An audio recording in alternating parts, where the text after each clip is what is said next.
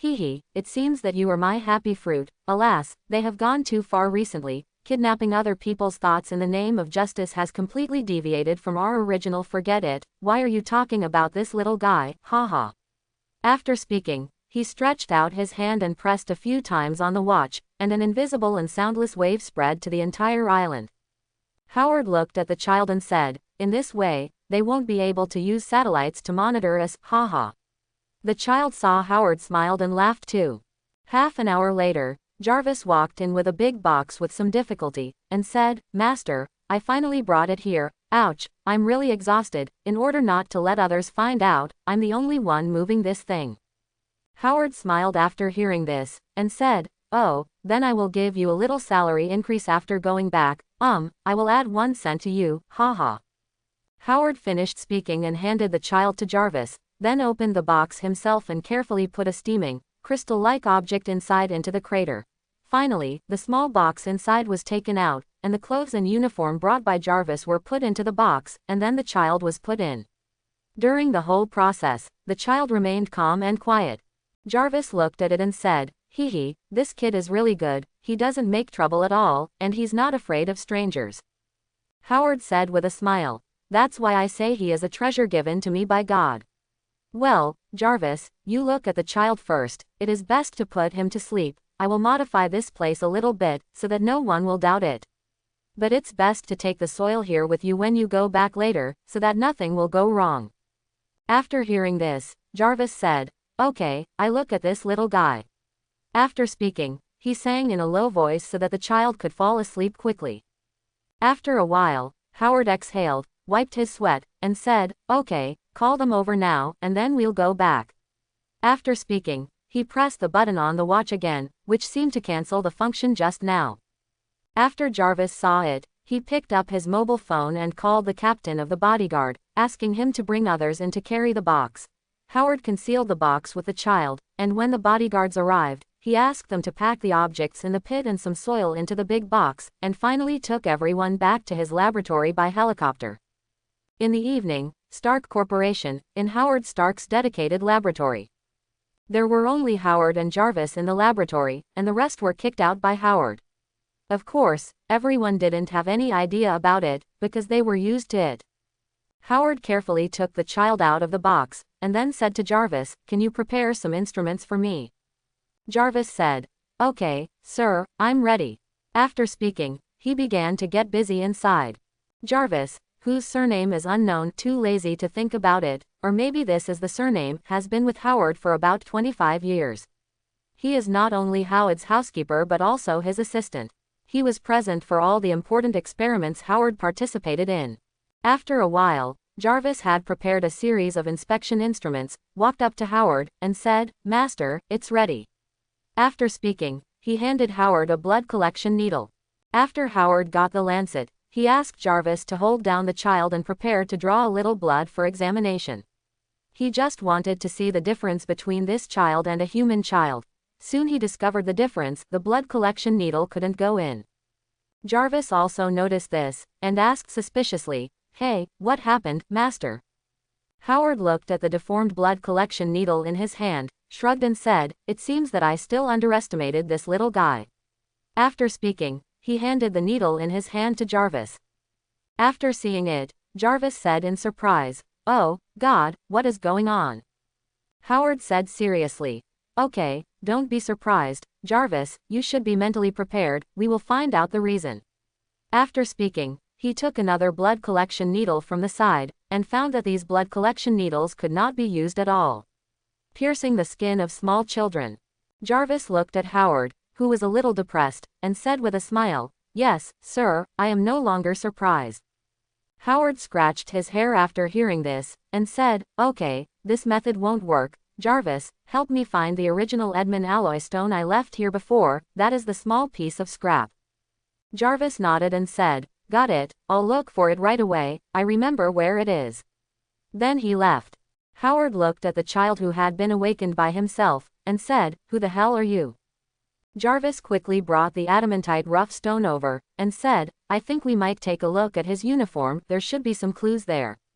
Howard nodded and said, take out that uniform and check it out, and I'll make a lancet. Maybe I'll collect a little bit of adamantite rough in the future to cut his hair and nails. Jarvis took out his uniform and said, "Oh, no, that's too bad, maybe there's another way, isn't there?" Howard shrugged his shoulders after hearing this, and said, "Well, I'm just complaining, don't take it too seriously, Jarvis." After speaking, he took the Edmund alloy to the side and prepared to make a very luxurious blood collection needle. Jarvis didn't reply, but picked up the uniform and inspected it carefully, saying, "Oh, let me see, this feel should be made of a high-tech synthetic material, and from the overall shape, the owner should be a superhero like Captain America, and the letter S on the chest should be his symbol." Howard said while operating the machine, "Well, I saw it then."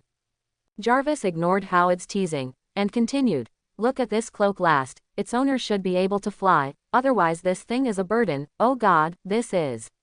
Suddenly Jarvis felt a little called out in disbelief. Howard was taken aback after hearing this, and asked, "What happened?" Jarvis looked under the uniform cloak in disbelief, and said, "How could they be like this? What a bunch of beasts that should go to hell." At this time, Howard couldn't stay any longer, took a look at the already melted adamantium alloy, and after inputting the model he wanted on the computer, he quickly came to Jarvis and asked, "Hey, buddy. What the hell happened?" Jarvis didn't speak, but pointed to the line of text he found. Howard took a closer look and then frowned. Luther Corporation, April 2022, Plan S, number L4. Obviously, this should be a way of recording when a certain product is produced, which is what Jarvis was angry about just now. If ordinary people would definitely think that this uniform was produced by Luther Company, but neither Jarvis nor Howard would think that this company produced this uniform, then it is obvious that the real product can only be that child. Yes, Howard and Jarvis have now confirmed one thing, that is, this kid is a clone. Howard frowned, and said, "It seems that this child is a clone, and in 2022, this is a person from the future world, but although he is a clone, my decision remains the same, he will still be my son." Jarvis glanced at the child with pity, and asked, "It's a blessing among misfortunes for this child to meet the master, alas." Howard shook his head slightly, and said, "Forget it, Jarvis, let us forget about this matter in this laboratory, and find a way to erase all those words later." Jarvis nodded slightly and said, "I see." This matter made the whole laboratory dull for a while, and suddenly a reminder sound woke up the two silent men. Howard sighed slightly, and said, "Well, the blood collection needle is ready, let's start working." Jarvis was taken aback after hearing this, and said, "Master." Howard waved his hand and said, "I know what you mean, but we must do this now, because we don't know how long this child will live, and we must give him a thorough examination." Jarvis nodded and said, "I understand." After speaking, he quickly walked over and handed the lancet made of Edmund alloy to Howard. Howard picked up the blood collection needle and pierced the child's arm again. This time it was very easy. It is indeed the strongest adamantium alloy in the world. Soon Howard got the blood for the test, and then started the blood test. Time passed quickly, and the results of the blood test came out soon, but the results shocked Howard and Jarvis again. Jarvis said in disbelief, "How is this possible?" Howard looked at the child lovingly, and said, Maybe God can't understand those people, so he not only sent this child to our world, but also gave this child a normal body." That's right, the final result of the inspection was realistic. This child is a very normal human being, and there is no X gene, so he is not a mutant. This makes Howard excited. Although he is not afraid of mutants, if this child is a mutant, there will still be some trouble. Jarvis also smiled and said, "It is indeed God's blessing. This child can grow up happily." Howard said, "Okay, let's start other inspections, try to end today, and then you start preparing for the identity of the child." After hearing this, Jarvis said, "Understood, my lord." After that, the two became busy, constantly checking the child's body data, and then came to a gratifying conclusion, that is, the child was irradiated by unknown cosmic rays during the process of coming to this world, so not only did the clones be eliminated. All diseases and congenital deficiencies are more likely to eventually grow up to be exactly the same as the original body, and because of cosmic rays, there are unknown elements in his body. Under the protection of these unknown elements, the child's genetic data already has the ability to destroy. All genetic data self-eliminates after leaving the body. In other words, the child could no longer be cloned again. Both Howard and Weiss were very happy, and Howard immediately deleted all the experiment records, saying, "Haha, this news is the best news today. Jarvis, take out the champagne, let's celebrate." Jarvis smiled and said, "Okay, sir, but let's name the child first."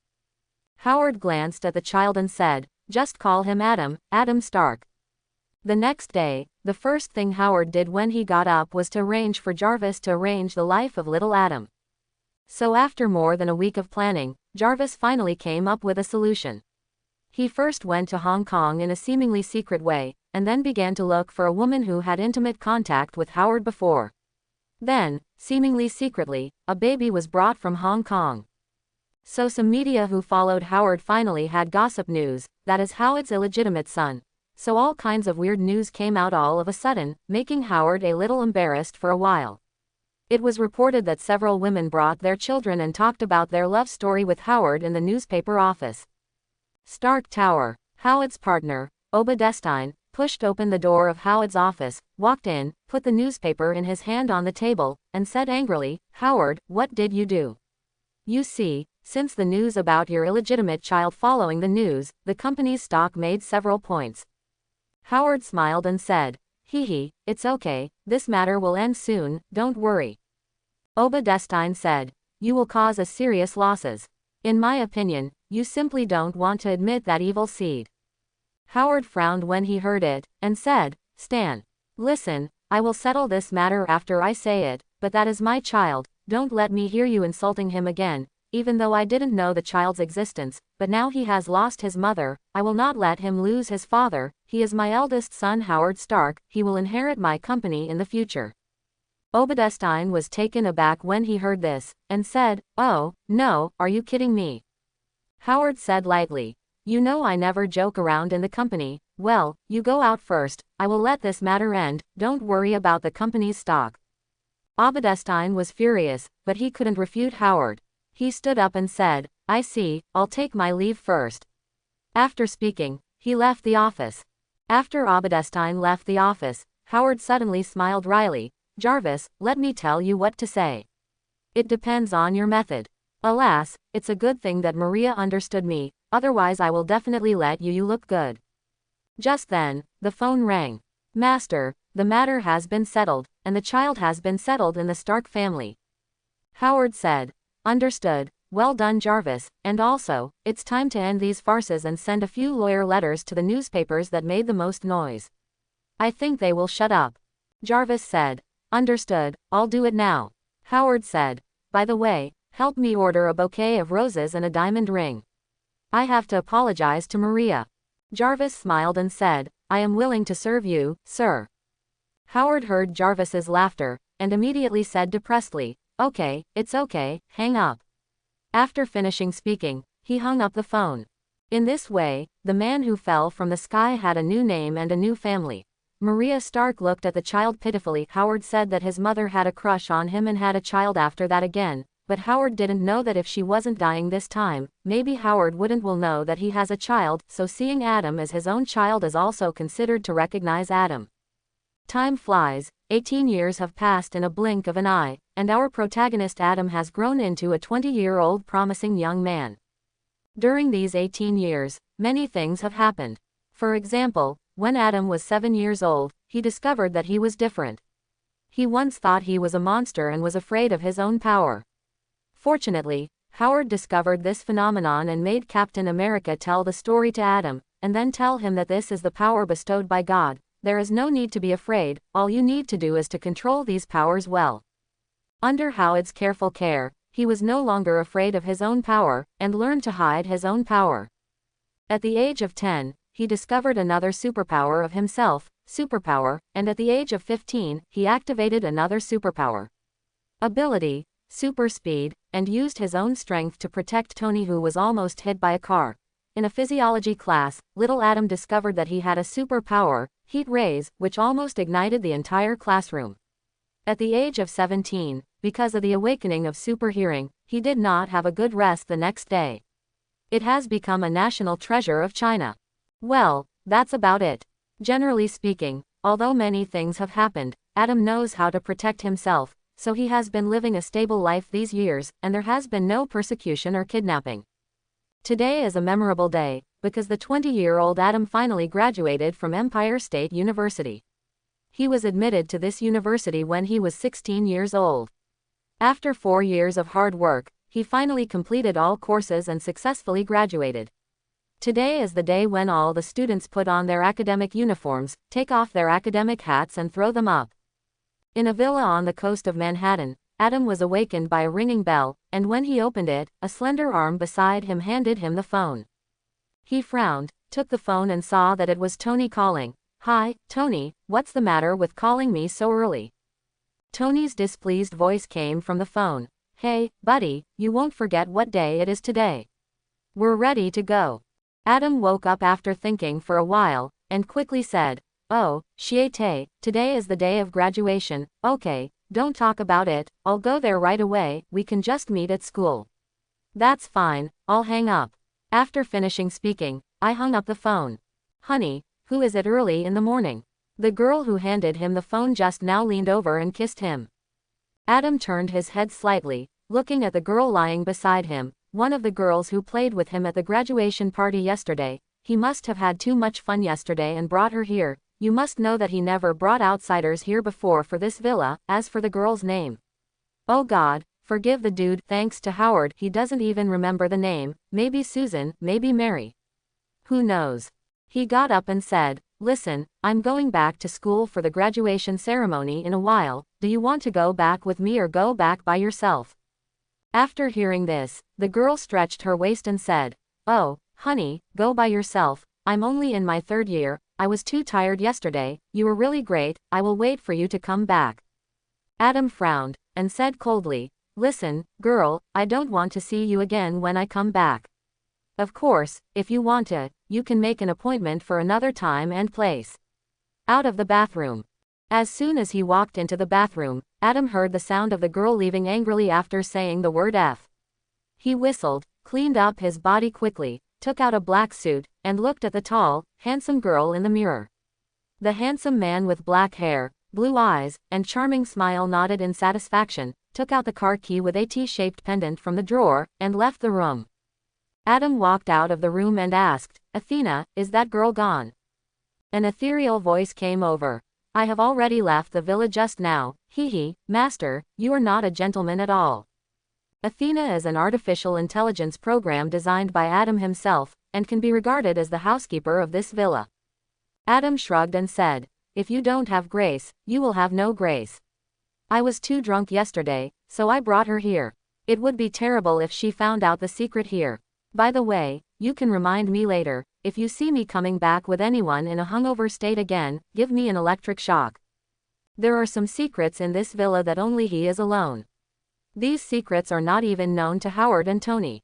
I didn't resist getting drunk, it seems that I have to be more careful next time." Athena said, "Understood, master, I will remind you." Hee. After Adam heard this, he said, well, I should go. After I leave, I will return to the first level of security." After speaking, he left the living room and came to the garage, and then drove a sapphire blue Ferrari Enzo and left the villa.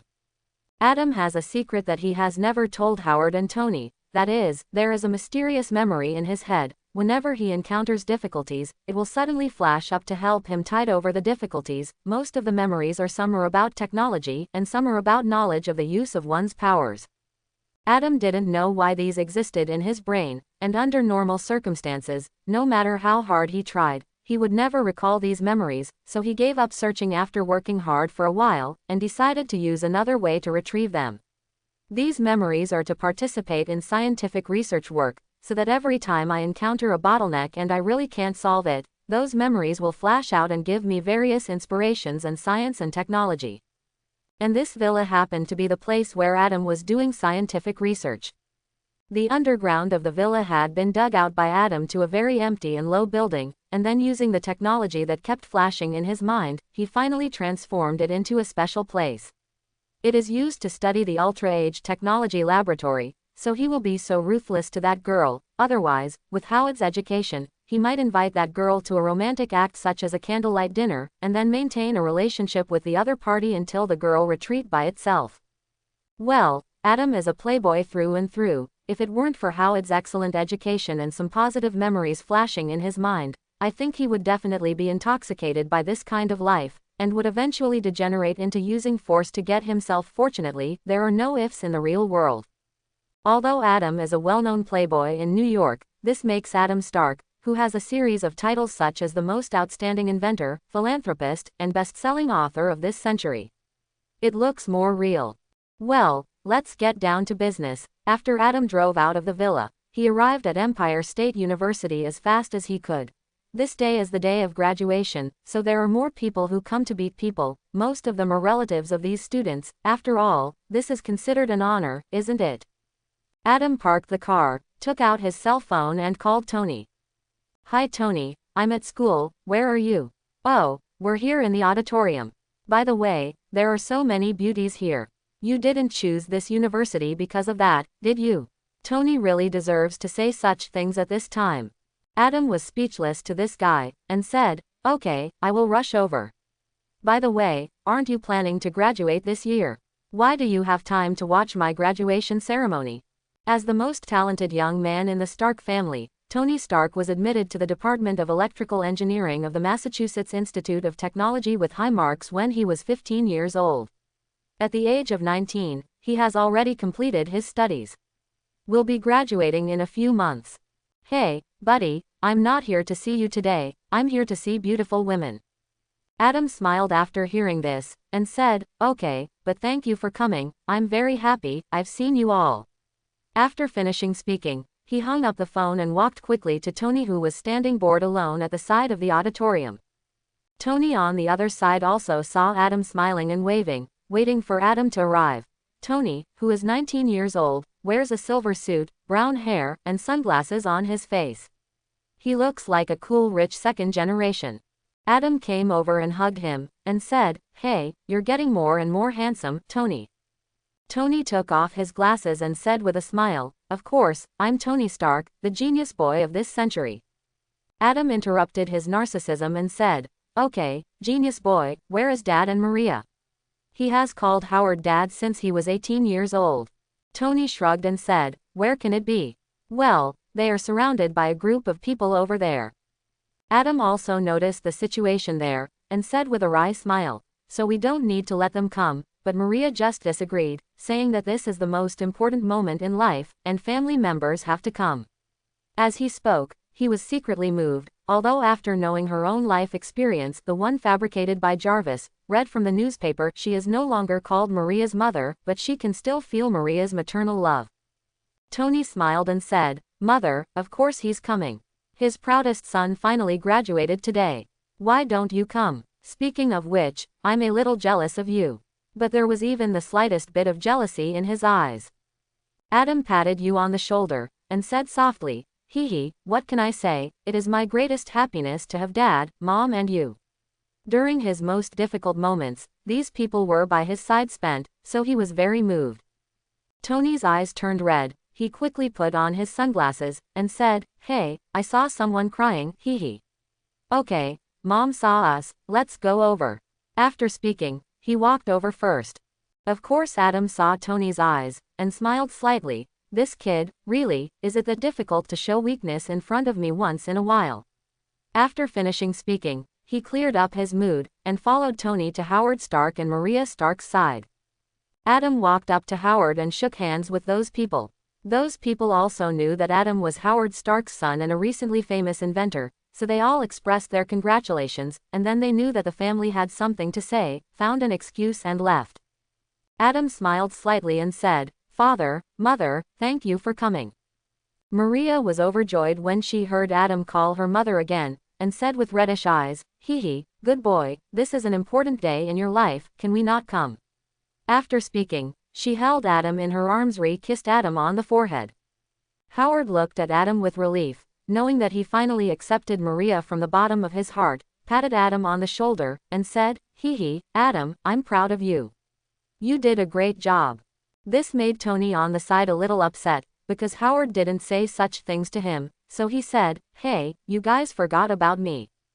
Adam left Maria's arms and scolded with a smile, "You kid, don't be jealous.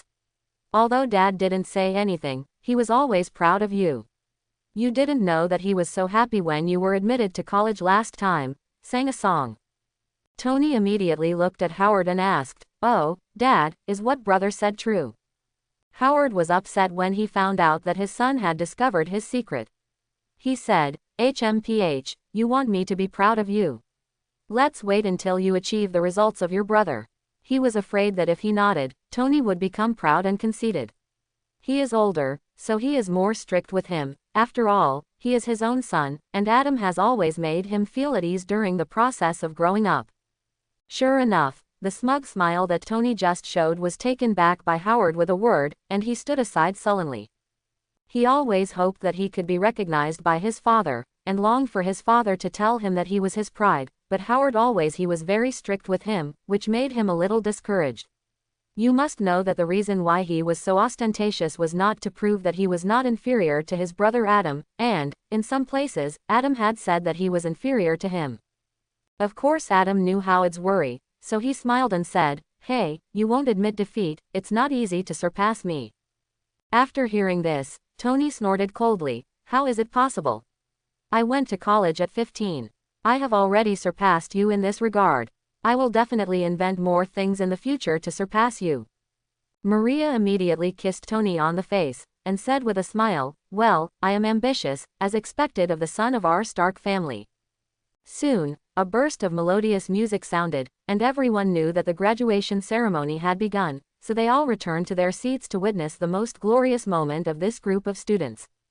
First, a benevolent elderly female principal came to the stage, said some words of congratulations to the students, and then encouraged these elites who were about to enter the society, and then left.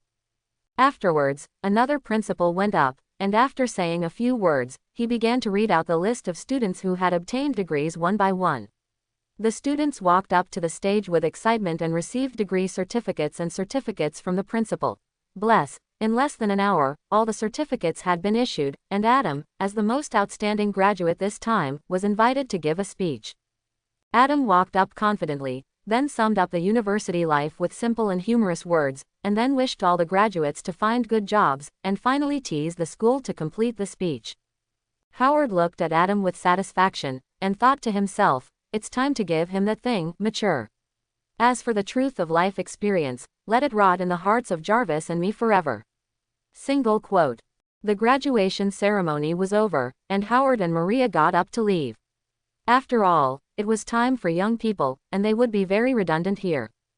Howard stood up and looked at the time, and said to Adam, "Adam, come to my laboratory tonight. There is something I have wanted to give you for a long time, but I have not been able to make up my mind, but I have made a decision today, it's time for you." Adam was taken aback when he heard the words, and asked, "Oh, what is it?" Howard hugged his wife and said, "I will know when I come back at night. Remember not to be too late. I have a lot of things to do tomorrow. You and Tony have fun now. Let's go back." Tucker left. Tony curled his lips and said, "There's something for you. Hey, he's really eccentric."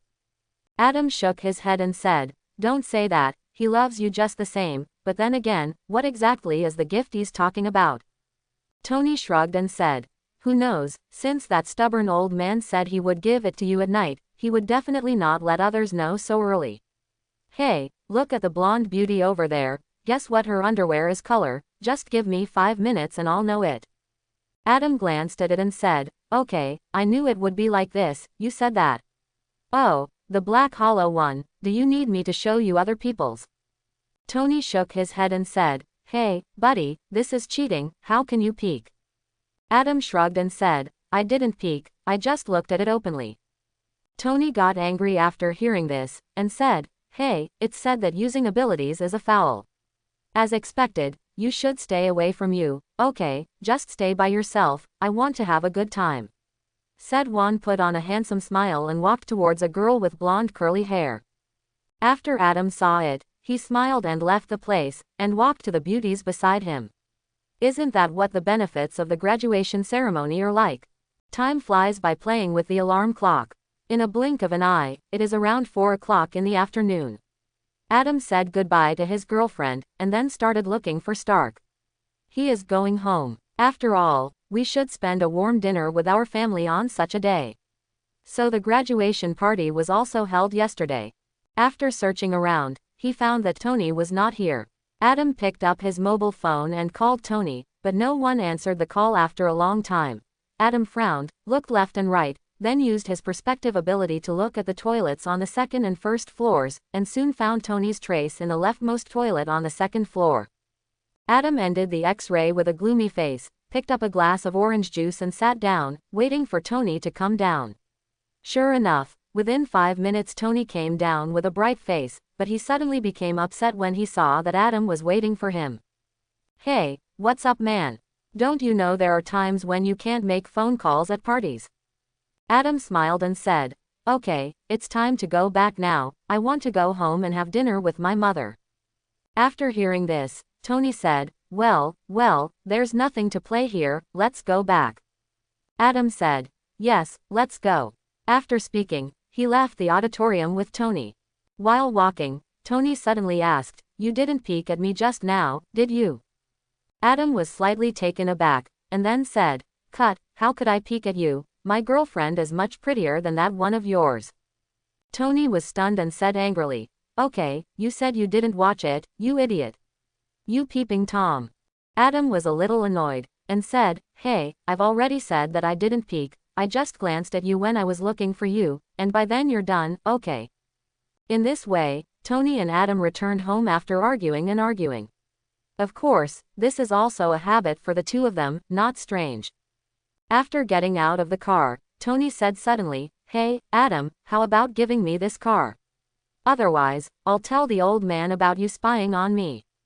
Adam was stunned and furious, and said, "Okay, let me tell you why you didn't say anything along the way. So you were waiting for me here, and you still want a car, HMPH, no way."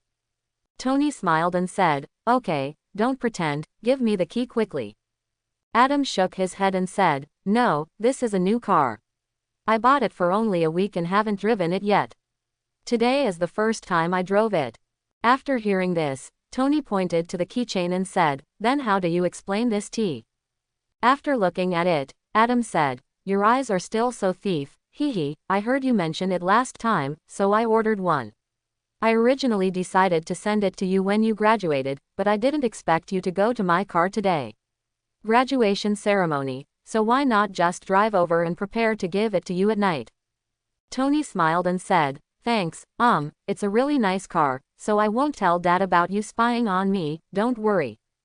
Adam suddenly became anxious, and said, "Hey, I said it's not peeping. I just left it when I was looking for you, don't hold on to it." At this moment, Maria's voice came from the smart terminal in the garage. "What are you two doing in the garage? Come out, I've prepared dinner." After hearing this, Adam shrugged and said, "Okay, I'll let you go today, if you're slandering me, I'll show you." Tony smiled and said, "HMPH, peeping Tom."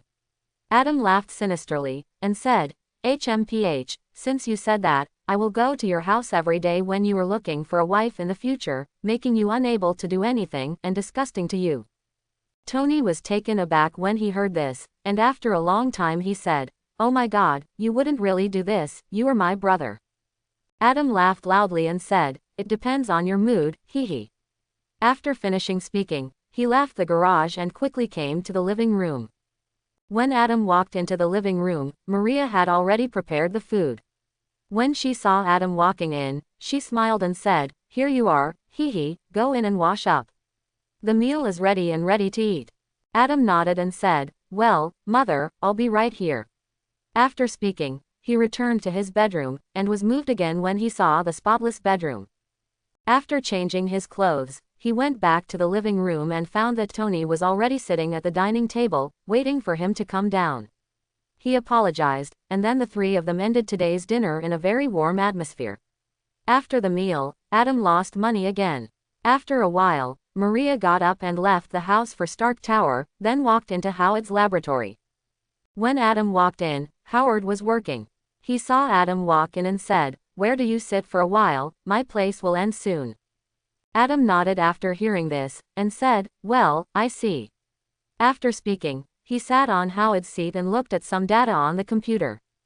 After a while, Howard finished the work in hand and walked over. Seeing Adam looking at the data on the computer, he said, "Oh, these are the data of the Rubik's Cube, and I plan to hand this over to my old colleague in a few days, so I sorted out all the information today." Adam stood up and gave up his seat, and then asked, "Universal Rubik's Cube. Is that the blue energy that made me fall asleep last time?" Adam entered Howard's laboratory when he was 15 years old. Howard just took out the Rubik's Cube for research and made Adam, who entered the laboratory, unconscious on the spot. After several experiments, Howard concluded that Adam's body can absorb the universe. The ability of the Rubik's Cube, but because the power of the cosmic Rubik's Cube is too large, Adam fell into a coma to absorb energy and protect his body. Adam's abilities are constantly awakening. Howard nodded, and said, "Well, that's it. Well, now that you're here, I'll take out the gift I told you." After finishing speaking, he picked up a pen beside him, pressed the cap of the pen, and with a puff there was a sound, and the wall where the family portrait was hung rose up, revealing a model in a dark blue tights. Adam was taken aback after seeing it, and asked, "This is?" Howard was lost in memory, and said, "This is a gift for you. I know that you have been doing something these years. I know that the heroic figure in the urban legend is you. I thought you were still young at the time, so I let you hide your ability, but you have grown up and can choose your own future path, so it belongs to you." Shying, as the result of Adam following the sentence, "With great power comes great responsibility," that most influenced him in the memory of Adam's memory in the past few years. Simply put, he is an urban hero. Of course, this urban hero is not as well known as Captain America, because he only occasionally helps the police solve some difficult cases or helps the police when they encounter a series of crimes such as robbery in the dark, and he doesn't act during the day, but wears a black high-necked windbreaker at night. With his steel body and super speed, he has left a legend about Sha-Ying in the city. Moreover, these legends only exist in people's chats, and no newspaper has reported about Sha-Ying, so except for some policemen and people who have been helped, everyone thinks that this is just an urban legend, and there is no Sha-Ying. So when Howard said, "I know Sha-Ying is you," he was not surprised. He knew that this matter could not be hidden from his father, because Tony came over after hearing the legend about Sha-Ying. It is quite certain that he is Sha-Ying. And with Adam's wisdom, he knew after a little thought that Sha-Ying was just an urban legend rather than a superhero reported by various newspapers and media. Howard helped him cover up the information and gave him an environment to continue to grow. This made him very grateful to his father. Adam walked over to hug his father and said, "Thank you, Father, for protecting me all the time. Thank you, Father, for believing in me." Howard nodded in relief, and asked, "I know you've grown up, so I won't object to your choice, but you have to remember to hide your Adam Stark identity, which will save you some unnecessary trouble." Adam shook his head and said, "Well, I will keep it in mind, Father. I'm sorry, I thought you concealed these things before, because I was afraid that you would oppose me. And I think that since I have special abilities, I should do what I can help those in need." Howard patted Adam on the shoulder when he heard the words, and said, "You have chosen a difficult path, my son. Remember what you said today, it will affect your whole life. Go, put it on. This is a little bit of support from me as a father." Adam smiled happily. "Thank you, Dad. With your support, I will be fearless." Adam always felt that this uniform looked very familiar, as if it should be his own, so he couldn't wait to walk into the dressing room beside him, and directly use the super speed to put the uniform on his body. Adam exhaled, then stood in front of the mirror in the dressing room and looked at himself. The dark blue uniform was tightly attached to Adam's tall and straight body. The strong and muscular body made the big S on the chest stand out. The cloak makes Adam look very elegant. Adam came out of the locker room, walked around in front of Howard, and asked excitedly, "How is it? Dad, isn't your son handsome?" Howard looked at Adam, who put on the uniform, and said with a smile, "It's handsome, it fits very well, yes, it really looks like a superhero." Adam chuckled, and then asked, "By the way, what does the S on the chest mean? Shadow or super?" Howard looked at the dark red word, and had a feeling in his heart that it should not mean shadow or super, it should have other meanings, so he said, "You need to find this meaning by yourself. Wait for you to find the meaning of this word. When you do that, you can be a real superhero." He knew that the clone would inherit the memory of the original body, and the reason why Adam did not inherit it was because Adam was different from other clones. Adam had been irradiated by cosmic rays, so he did not have any characteristics that clones should have, but this did not mean the memory of the original body will also disappear, and it should still be sleeping in Adam's genes, and it will wake up one day, so he decided to let Adam find the meaning of the S word by himself. What he didn't know was that Adam did inherit the memories of the original body, but these memories were very scattered, so Adam didn't doubt his identity, he just thought that he was a little special. After all, he was special enough, wasn't he? Adam walked a few steps, made a few gestures, and said, "Dad, it's a great design, I like this uniform. And this color is also my favorite color, but isn't this cloak a little redundant? And it moves at a high speed. Sometimes it will make a sound that will affect the concealment." Of course, Howard would not tell him that you might learn to fly in the future, so he shrugged and said, "You can rest assured that the cloak is not simple, it will not make a sound when you move at high speed, and you don't feel like you have this cloak. Have you become more handsome after that?" Howard, who couldn't find a suitable explanation, made a fool of himself, a kind of shame that fits his identity, a common problem of the Stark family, flamboyant and freewheeling. Although Adam is not Howard's biological son, he still inherited these qualities of the Stark family. After hearing Howard's explanation, he imagined the handsomeness of the cloak fluttering in the wind while moving at high speed, nodded and said, "As expected of Dad, I like being able to design such a handsome shape." He suddenly stopped and looked outside. Adam whistled and said, "Someone needs help and is robbing with a gun. It seems that today is not only the day I receive my graduation gift, but also the interview time for my first job." After hearing this, Howard said, "Go, remember to take some effort, don't kill people, remember that you are a superhero, not a violent law enforcement officer, you can only subdue them, but you can't punish them privately. What a judge should do. After all, he is one of the founders of S.H.I.E.L.D., and his view of superheroes is different from that of ordinary people." Adam nodded and said, "Don't worry, Dad, I know what to do. And I won't make those judges lose their jobs because of my appearance. Then I'm going." Howard stopped him with a smile. "Wait. There is one more thing for you." Adam asked suspiciously. "Oh, there is a gift, what is it?" Howard knew that someone needed help, so he spoke quickly. "You need one more thing to conceal your identity. Well, that is this mask. I have put a lot of thought into this mask. After wearing it, your face will appear on all surveillance equipment. It will be a blur, and there will be no possibility for others to doubt you at all, so put it on." After speaking, he handed Adam a mask that was just enough to cover his eyes, and this is what Howard wanted to give. What about Adam's real gift? After all, this is the mask made by Howard himself. Adam looked at the black mask, fell in love with it at first sight, quickly put it on and said, "Thank you, Dad, I'll come as soon as I go." After speaking, he disappeared suddenly. In a bank not far from Stark Tower, a scene that can only be seen on TV is happening now, robbing the bank. Although the law and order in the United States is not very good, bank robbery should not happen, but somehow this happened today.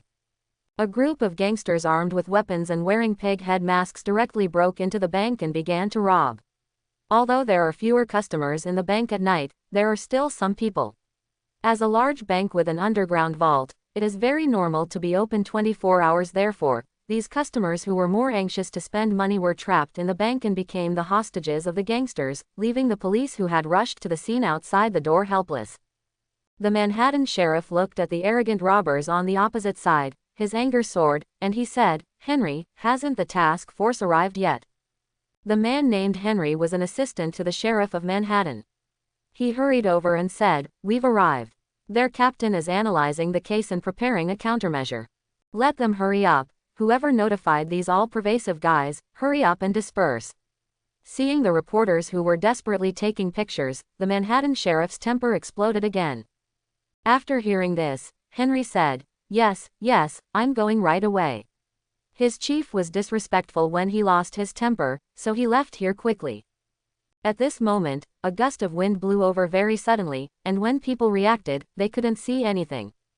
Henry shrank back, and said, "Why is the wind blowing suddenly? Today is so wicked. Hey, girl, you can't go in there. What about you? Even if you are a reporter, you can't hinder our work." The bold reporter walked over.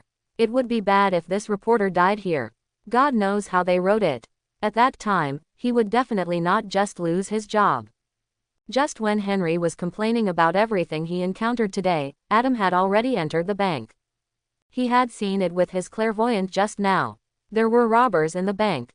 8 of them were guarding the hostages in the lobby, 4 of them were hiding by the stairs, probably to prevent sneak attacks by special forces, and 2 more. 1 man was guarding the path leading to the vault, 4 men were filling bags with gold in the vault, and 2 men were in the bank's locker room where customers' valuables were kept, about to violently open a locker, so they crossed the police and started his debut. Bank vault. Eric Hassan, the planner of this incident, looked at the safe in front of him very calmly. When everyone thought that the robber's goal was money, only Eric Hassan, the planner, knew that the real purpose is a ring stored here, a magical ring that the family has been searching for about a century. Yes, it's the magic ring, and anyone else would think he's crazy because no one would rob a bank because of a magic ring, but as the last survivor of the Hassan family, Eric knows that the magic ring is real, yes, because his family was a magic family before its decline. Although he does not know how to use magic now, it is only because his bloodline has not been activated. As long as his bloodline is activated, he can become a magician who shocked the world. The Hassan family is a family of magicians. The family history can be traced back to the time of King Arthur. It can be regarded as a famous family in the wizarding world. Unfortunately, no family can avoid decline. In an accident 200 years ago, all the members of the Hassan family died strangely, leaving only 1 illegitimate son at that time, that is, the generation of Eric's ancestors. As an illegitimate child, he has no right to inherit the family's magical knowledge, so he left the magic world sadly and became a mortal noble. However, this illegitimate child did not forget the history of the family. After countless years of hard work and research, finally, he found the factor that can open his own blood, the magic ring of the Hassan family. So he spent his entire life looking for the magic ring, and before he died, he gave this secret to his heirs, telling them to find the magic ring and restore the family's honor. In this way, the Hassan family has been looking for magic rings from generation to generation, and has worked hard for nearly a century. When Eric's great-grandfather arrived, because science began to revive, no one believed that there was magic in the world, so this matter changed like this. It became a family biography recorded in Grandpa Eric's diary. Originally, Eric should live like all ordinary people, away from things like magic and superpowers, but the world is so wonderful, and by chance, he came into contact with the unknown side of the world, mutants.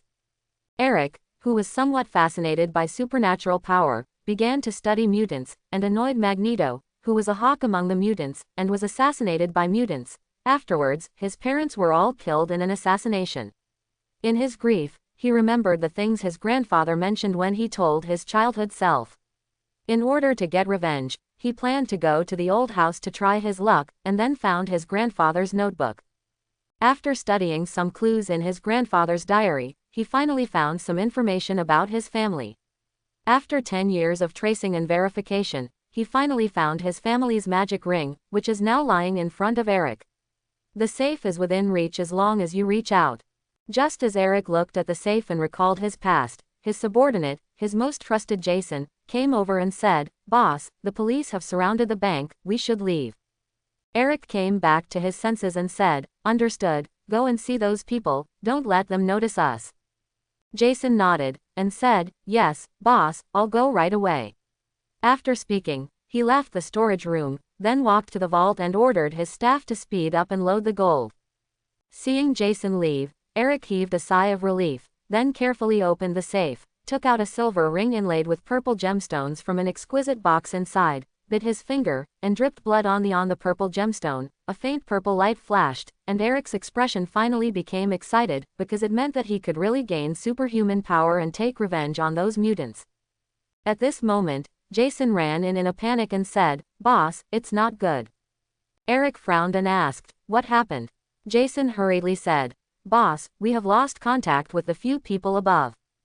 Eric asked, "Lost contact? Could it be that the SWAT team has rushed in? Are they not afraid that we will shoot the hostages?"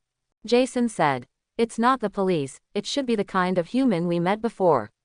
They just reported that the other party was too fast, and the gun in their hand suddenly became very hot." A cold light flashed in Eric's eyes when he heard this, and he said, "You mean a mutant?" Jason also knew the existence of mutants, and knew that he came here this time to find a weapon that could fight against mutants, but he didn't know that it was just a ring.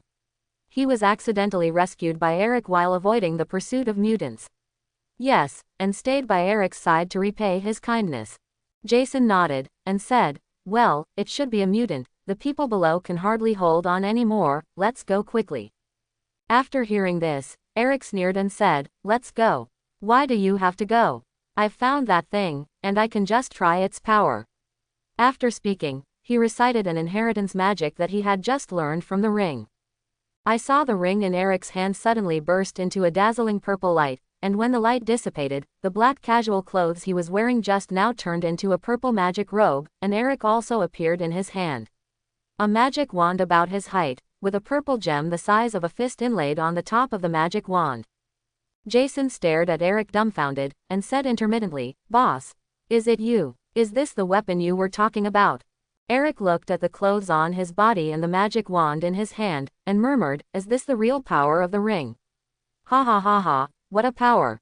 Jason looked at Eric, who was a little crazy, and asked carefully, "Boss? Boss?" Eric looked at Jason indifferently, and said, "Hee, Jason, I'm sorry for letting you see something incredible, so, can I ask you to die?" He spoke in a very aristocratic accent. Scary topic. Jason shrank his eyes when he heard it, and said in disbelief, "Old boss? What the hell are you, Before he could finish speaking, he was hit in the chest by a sudden ball of light. Immediately lost his life. And at this moment, Adam, who hadn't appeared since the beginning of this chapter, finally cleaned up all the robbers above, and then walked to the location where the last two robbers were, the vault, with a happy mood. Adam went inside, went directly to the door of the storage room, and said, "Hey, guys, your happy party should be over now." As he said that, he punched open the door of the storage room, just in time to see Jason being shot by Eddie. The scene where Rick kills. Adam looked at the dead Jason, frowned, and said, "Oh, it's troublesome, I didn't expect to encounter such a thing for the first time, do you think it's Mr. Magician?" Eric snorted coldly. It turned out to be a fledgling kid, hee, as the first target of the phase-changing mutant's revenge, go to hell. After speaking, he waved a magic ball at Adam. Adam frowned, and quickly avoided the attack of the magic ball. He remembered the description in the book that the magician was afraid of melee attacks. After all, it was reality. Just as his hand was about to touch Eric's neck, dozens of lightning bolts flashed from Eric's body, hitting Adam in an instant and throwing him away. With a bang, Adam hit the back wall, shook his head and stood up, saying, "I don't believe in those novels anymore." After speaking, he moved again to avoid Eric's attack. In fact, Eric is now secretly rejoicing. If it weren't for the magic ring in his hand that has the ability to protect itself, he must have been knocked out by Adam this time. I couldn't fight this guy with super speed, so I decided to observe the opponent's fighting style, and then find a chance to leave here. After all, it's not too late for a gentleman to take revenge for 10 years. Of course, Adam didn't know Eric's decision, and he didn't know that Eric couldn't block several consecutive melee attacks, so this time he had a very headache. He avoided Eric's attack left and right, and fired the heat ray was blocked by Eric's magic ring and bounced back, so he no longer knew how to subdue the enemy in front of him. Adam was a little angry. "Hey, this is the first show, dear. How can someone who encounters such a difficult enemy for the first time on the stage still have fun playing?" Of course, what made Adam even more annoyed was that Eric had already noticed that the fledgling superhero in front of him was a young man, so he kept teasing Adam with words. Adam said angrily, "Hey, shouldn't a magician be an elegant person? Why don't you have any sense of honor as a magician?" After speaking, there was a burst of heat radiation. Eric was taken aback, and secretly prayed that the magic ring could block Adam's attack, but he refused to admit defeat and said, "Hey, boy, elegance is something that nobles do, you think I'm a poor bank robber, could the magician be a nobleman?" As he said that, he concentrated more on bouncing Adam's thermal radiation back to Adam, causing Adam to be blown away again. Adam was hit instantly by his own attack, and was blasted to the wall behind and sank in. The strong impact made Adam unable to recover for a while. He coughed twice, took a deep breath, and squirted out after blowing away the dust that was knocked out by himself. he was angry and somewhat fortunate to find that the magician had left. Chapter 11. Stark Tower. Howard Stark used the method used by Hydra scientist Dr. Zola to secretly make 10 miniature energy Rubik's Cubes, and then put them into a password box with the word TS on it, and then brought the password box. He came to the garage, put the password box in the trunk, and after meditating for a while, he returned to his laboratory. Not long after he returned to the laboratory, he felt a gust of wind blowing over him. When he turned around, he saw Adam with a tired expression, and asked with some doubts, "Hey, what happened?" Adam took a sip of water, and then said, "Dad, you must not believe who I met today, a magician. It's not the kind of magician who performs magic, but a magician with supernatural power." Howard was taken aback when he heard this, and said, "Magician? I didn't expect there to be a magician now." Adam heard the words and said, "Huh. Dad, do you know magicians?" Howard nodded, and said, "Well, yes, you also know my previous job. During the time in S.H.I.E.L.D., I recognized this world, but I remember that magicians should have been extinct. There are remnants. But didn't you go to save people? How did you meet a magician?" Adam explained. "A group of people were robbing the bank just now. After I knocked out all the robbers above, I found the magician in the bank's storage room. He killed his own when I first arrived. Partner, but what makes me strange is that I have seen all the robbers through X-ray before entering the bank, but I didn't find any abnormalities. I didn't expect that when I entered again, that person had already become a magician." After hearing this, Howard said, "It seems that he has something big. The purpose of their robbery of the bank should also be for this magic item." Adam nodded and said, "Well, it should be like this. I was actually a little puzzled just now that that person has the strength to completely defeat me. Why did he run away in the end? But now I think he must have just acquired magic, because he is not proficient in magic. In order not to be caught by me, I had to run away. If only I could see this just now, I would have caught him a long time ago, and now I don't know where that guy went." Howard smiled slightly after hearing this, and said, "Okay, don't be depressed, and leave the other things to the police. Now you go back and have a good rest, and then think about how to act in the future." Adam nodded and said, "Well, that's fine. By the way, Dad, why don't you go back?" Howard shook his head and said, "No, there's still some work to do, you can go back by yourself." After hearing this, Adam said, Well, I'll go back first, good night." After speaking, he left Stark Tower. After Adam left Stark Tower, he went back to sleep. But one organization was extremely busy with what happened tonight. On the ground floor of a very ordinary building in Long Island, New York, there is a group of extraordinary people. They are a group of special agents who claim to be the Strategic Homeland Intervention, Enforcement and Logistics Division, Strategic Homeland Intervention, Enforcement and Logistics Division, and they are analyzing the information they have received from the New York police. Wearing a black leather windbreaker and a one-eyed black man covered with the same black leather blindfold, Nick Fury looked at the video material sent over and said indifferently, "Haven't figured out their identities yet." A technician shook his head and said, "No way, sir, the clearest photo we have now is this." After the technician finished speaking, 2 photos were uploaded to the big screen. One was wearing a dark blue tights with an S embroidered on the chest, and a dark red cape behind him. He was wearing a black mask that just covered up the mystery of the black mask around the eyes. The other is a magician who jumped out of the window, wearing a purple magic robe and holding a magic wand. His face is covered by the hood of his magic robe, and he is also a person who cannot see clearly. Image. This is a black-haired and glamorous beauty in a black uniform. She walked in with a blank expression, came to Nick Fury, and said, "Sir, I have already gone to the police station to find out the situation. This person who is similar to Xia Ying, he rescued all the hostages and subdued all the robbers. One of the robbers died and the other disappeared. This magician is likely to be the last robber. And the bank lost a ring that was recently deposited. The accident did not cause any financial loss, and I suspect that the ring is likely to be a magic item, and that was the robber's goal in the first place."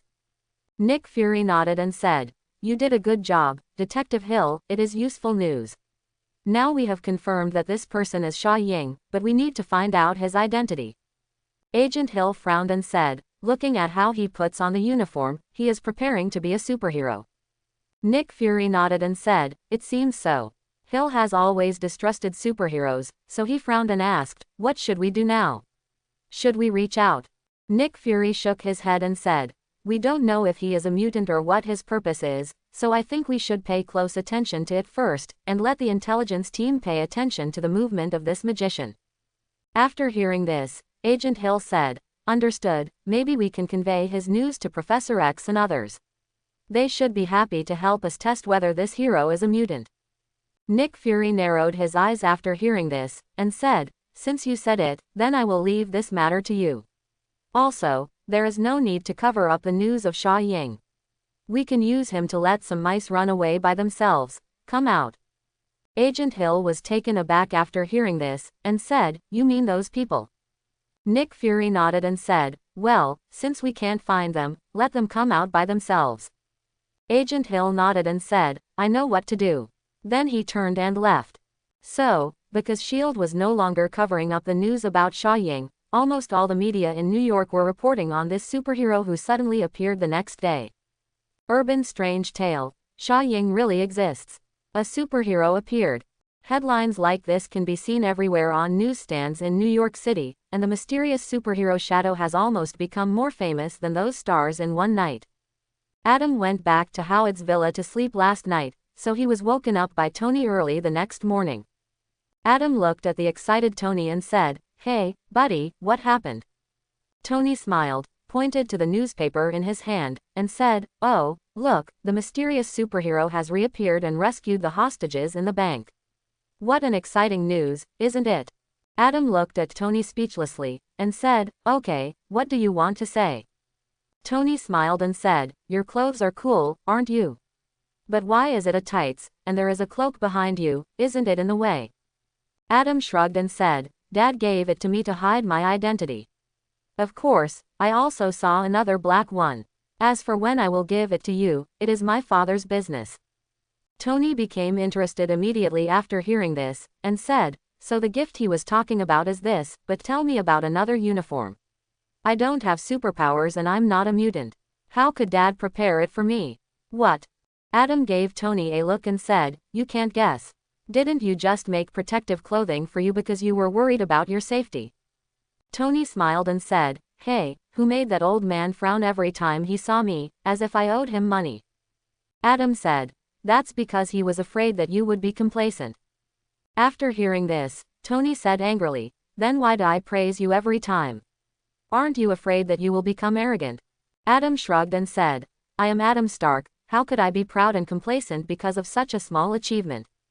After Adam and Tony finished chatting, Adam went to wash up first, then went down with Tony, ate the breakfast prepared by the servant, and found that Maria did not ask Tony. Where did Mother go? Why wasn't she at home early in the morning?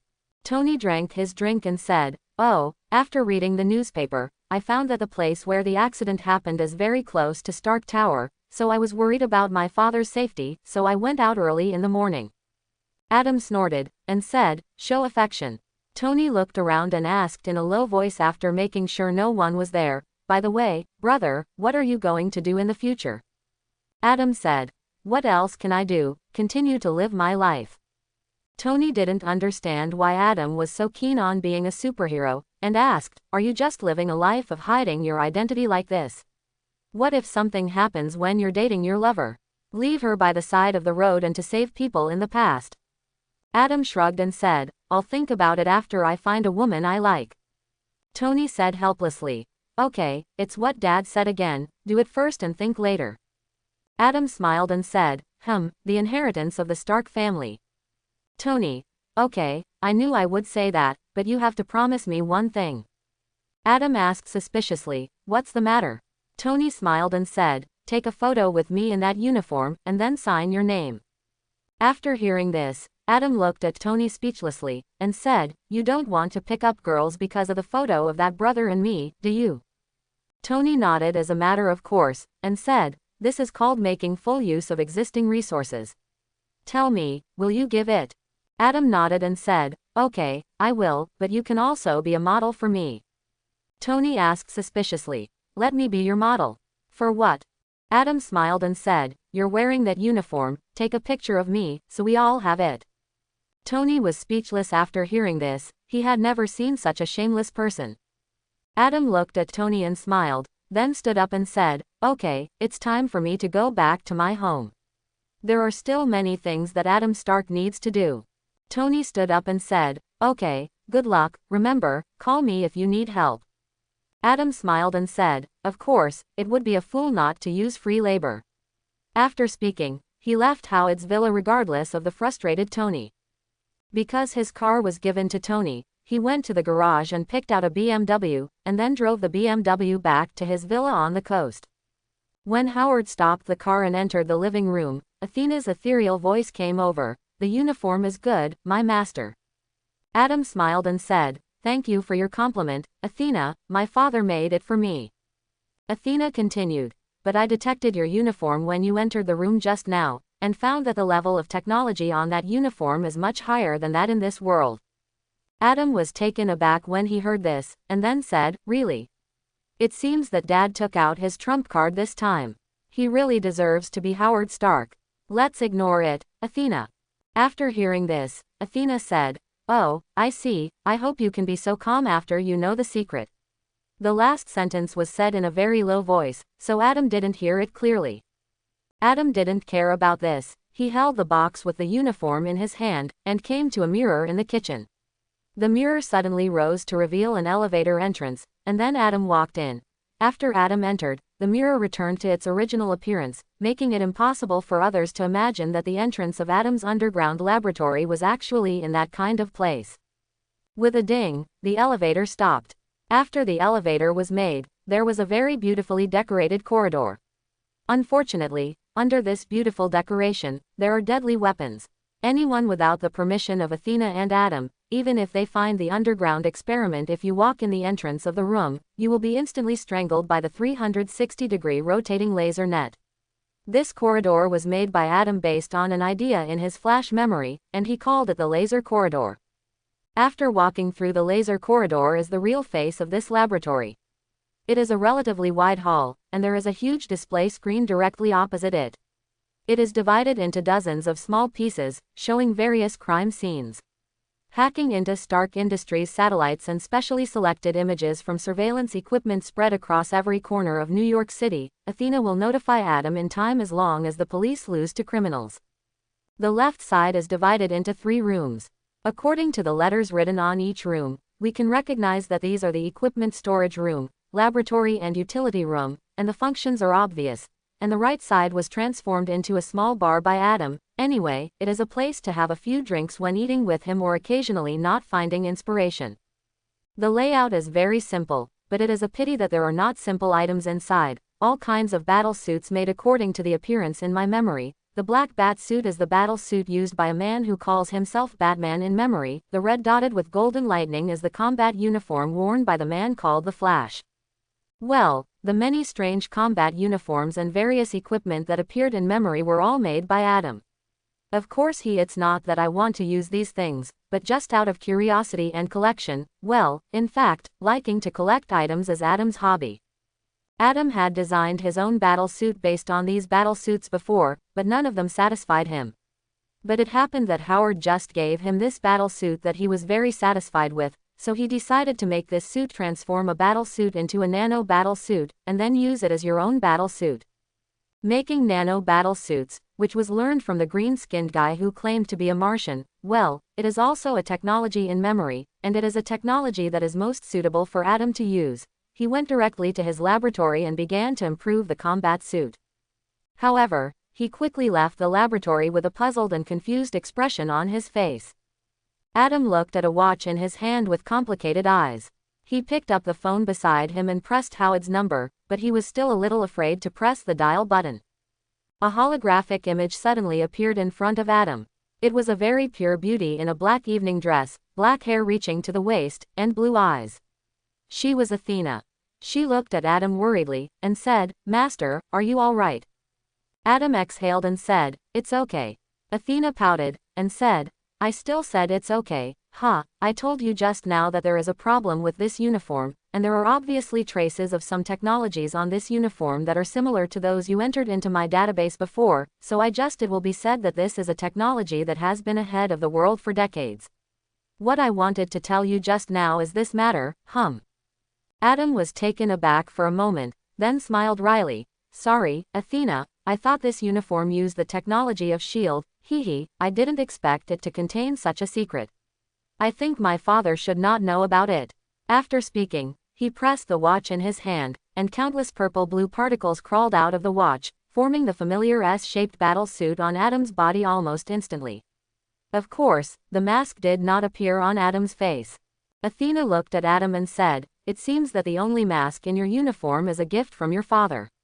By the way, Master, what are you going to do?" Adam looked at the mask in his hand with a complicated expression, and said, "I don't know, I think maybe I should ask my father who I am." Athena suddenly asked, "Master, is it really important who you are? Mr. Howard didn't tell you about your life experience, maybe it's because of this reason." Adam was taken aback, and said, "This is indeed very important for human beings, but you are right. My father didn't tell me that. Maybe he would have his thoughts. I am not in a hurry now. After all, these memories that flashed in my mind, it can be regarded as a clue, maybe I can find the answer I want to find from my memory." Athena smiled and said, "Master, you are right to think so. I don't like to see Master frowning. He's not handsome at all." Adam smiled slightly and said, "Thank you, Athena." Athena blushed slightly, and then said seriously, "Master, I just received news that there was a gunfight in Queens. The police's firepower is not enough, and there have been casualties." After hearing this, Adam put on his mask very carefully, and said, "Understood, then I will set off." This is the first time that S.H.I.E.L.D. has faced the public directly. After speaking, he suddenly disappeared from the laboratory. With a bang, all the windows on the 10th floor of a building were shattered, and they crashed towards the sidewalk. People walking on the sidewalk were first startled by the violent noise, and then were attacked by these bullet-like shards of glass. Several people were seriously injured, and the sound of crying and shouting spread across the block for a while. Explosions continued to be heard, and the glass near the 10th floor of the building was broken by the heat wave again, stabbing pedestrians who were too late to leave or were injured and fell to the ground like sharp swords. This accident has already hurt many people. If it happens again, I'm afraid these people are all screwed. A middle-aged woman who was working in the opposite building looked at the fallen people on the sidewalk with a look of fear, and murmured, "Oh, God, come and save your poor lamb. Too, it's cruel, there is still a little girl there, could it be that their parents have gone to hell?" Standing beside her was a young girl. She tightly held the vacuum flask in her hands, and prayed, "S.H.I.E.L.D., where are you? Come and save them, S.H.I.E.L.D." The middle-aged woman frowned and asked, "Did you say he came back?" The young woman nodded very positively, and said, "He will definitely come, he said it. I believe in him. Hey, look over there, he is here." The middle-aged woman saw a purple-blue shadow moving at high speed in the distance. Before she could see his appearance clearly, she had already arrived on the sidewalk in front of her, and instantly moved the injured people to the open space beside her. The middle-aged woman looked at the action of the purple-blue shadow, breathed a sigh of relief, and said, "Thank God, he finally arrived, maybe we should change our view of him." The young woman did not speak, and her beautiful eyes were fixed on the man below who was wearing a purple-blue tight-fitting jersey, with a big letter S embroidered on his chest, and a black mask covering his eyes. He was the man who appeared recently, and the superhero who protected them for several months, the man called Sha-Ying. While watching the scene, Adam moved the injured people to a safe area, and then said to the man who was calling the police, "Hey, buddy, do me a favor, how about taking them to the nearest hospital? They have dealt with it, and they need more careful examination and treatment. I still need to put out that fire." The black man who was calling the police nodded and said, "No problem, leave it to me, Mr. S.H.I.E.L.D., and you must be careful." Adam smiled and said, "Thank you for your concern. You are a good person." After speaking, he came to the window that was emitting black smoke, bent slightly and kicked the ground hard, and then jumped out very quickly from the 10th place of the building. Layer into the explosion site. Adam frowned and looked at the thick fog in front of him, and said, "I'm going to take a bath again." After speaking, he opened the perspective eye. After opening the see-through eye, the thick fog could not interfere with Adam's sight, so it was easy for him to find the source of the explosion, which was a gas pipe explosion. Maybe it was the negligence of the family or something else. Anyway, the explosion was caused by a gas leak. Adam took a deep breath, and then spewed out a breath of cold air towards the fire source in front of him to directly extinguish the burning fire, then gently rubbed the deformed gas pipe to block it, and then again he took a breath of cold air to freeze the gap, and after confirming that there would be no air leakage for the time being, the rescue operation of the entire floor began. In less than 5 minutes, Adam put out the fire on the floors that were already on fire, and then heard the sound of fire trucks and ambulances below, gently picked up the unconscious survivor, and walked out. Suddenly get out of the building and come to the ambulance. The doctor who was confirming the injury of an injured person was taken aback by Adam, who suddenly appeared beside him, then looked at the familiar clothes and the victim in Adam's hands, and hurriedly asked, "Oh, it's you, Sha Ying, you scared me, how is he doing?" Adam put the victim on a stretcher and said, "Slight concussion and some burns, not too serious." The doctor nodded and said, "Okay, leave the patient to me, I won't let him have trouble." "Understood, can you give me some doctors? There are also some victims who are seriously injured and not easy to move. After all, I am not a medical student." After Adam finished speaking, the doctor took a few pictures for him, so he came to the firefighters who were organizing work and said, "Guys, I have put out the fire, can you help me send those victims to the doctor's side?" A white firefighter, who seemed to be their head, nodded and said, "No problem, sir, that's what we're here for." After speaking, he greeted the rest of the people, put down the firefighting equipment, and ran into the building quickly. Adam smiled after seeing it, and then used his speed to send most of the lightly injured to the ambulance and left the scene. As for the following things, such as investigating the cause of the explosion, whether there is any hidden information, etc., these are all things that the police need to do. Adam will not investigate these things unless there are special circumstances. After all, the police in New York City not vegetarian. After Adam left the scene, he went around a few times to shake off the peepers who appeared behind him, then resumed Adam's identity, drove back to his villa, and prepared to take a shower again. When Athena saw Adam coming back again, she smiled and said, "Oh, master, come to take a bath again, I have to say that you suffer from cleanliness." Adam shrugged and said, "I just came back from the explosion site, and my body is full of gas smell and black ash. I have to wash it off. I hope nothing will happen in a while, otherwise my business today will be ruined." Went straight into the bathroom to take a shower.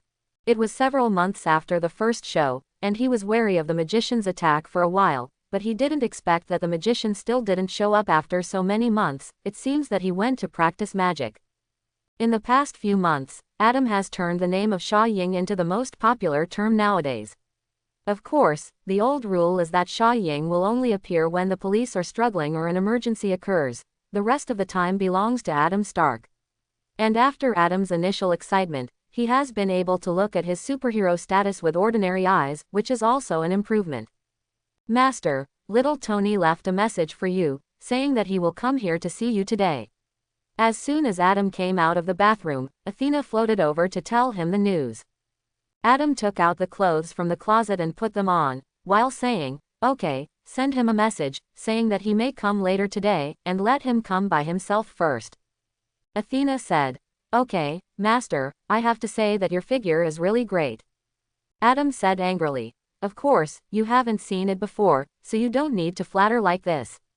It is said that you'd better not visit some messy websites recently, or I will remove the network cable at home." Athena giggled after hearing this, and said, "It's okay master, you can dismantle it now, I don't need these network cables to surf the internet."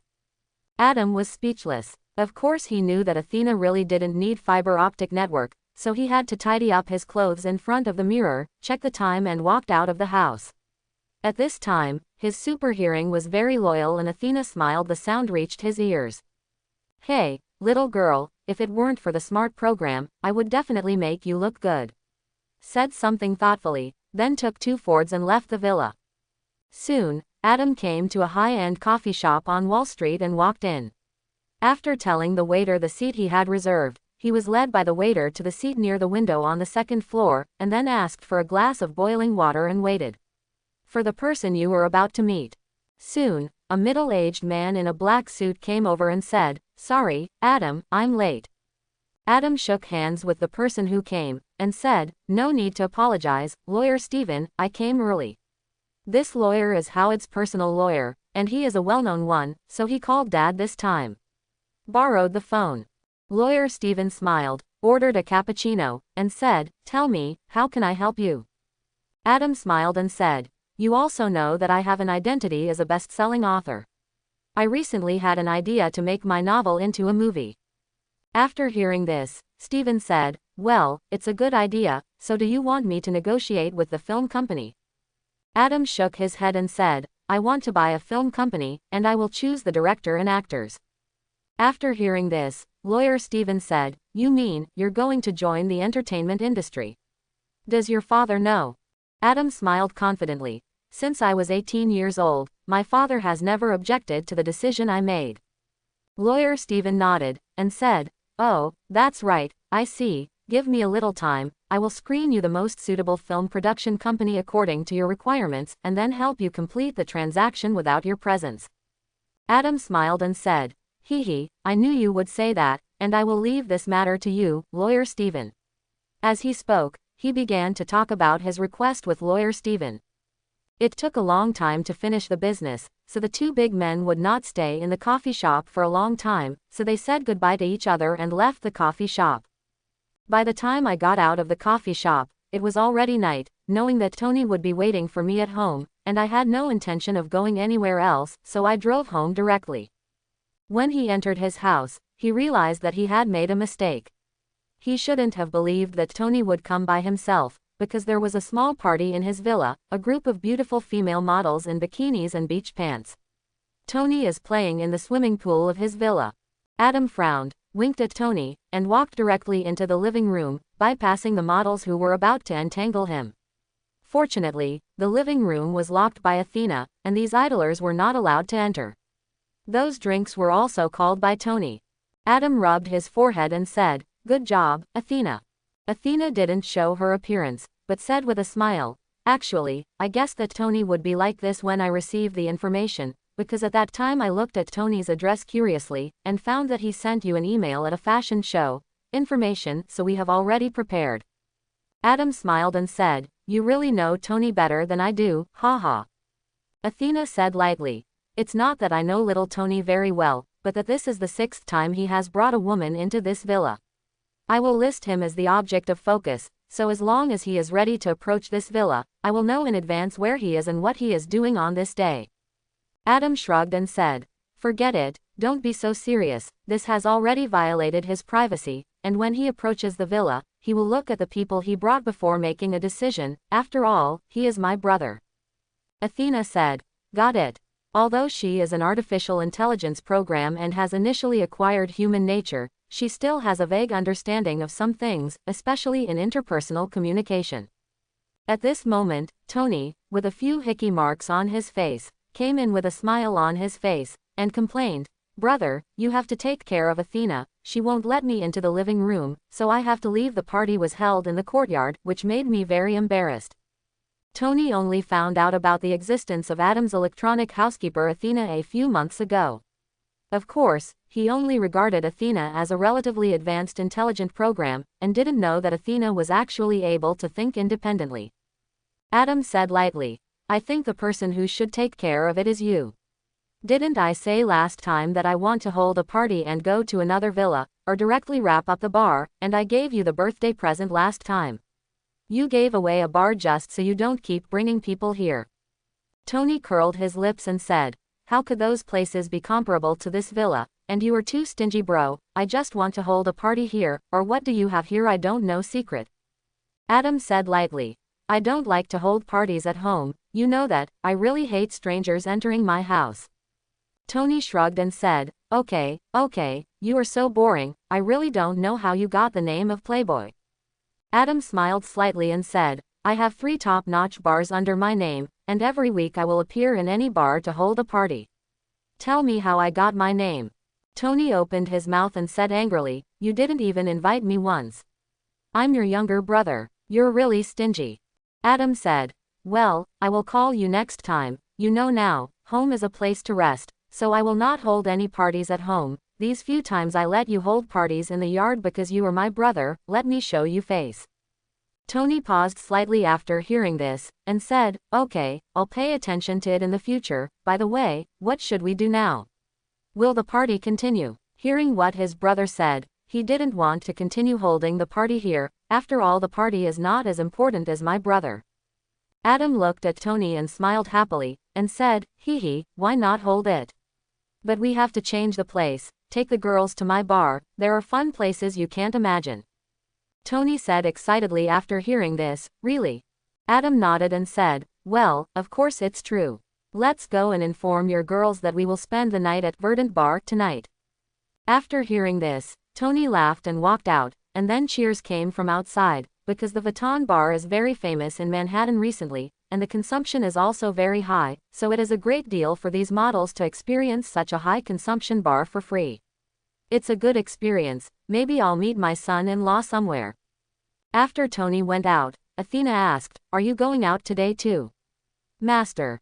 Adam nodded and said, yes, you also know that Tony is running away from home now, so go and have a heart-to-heart talk with him today. Athena said, oh, I see.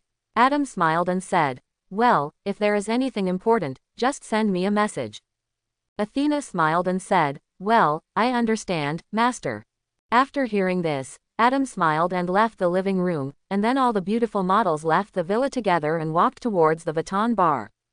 After a good night, the next day, when Adam woke up, there were 3 of the models lying beside him.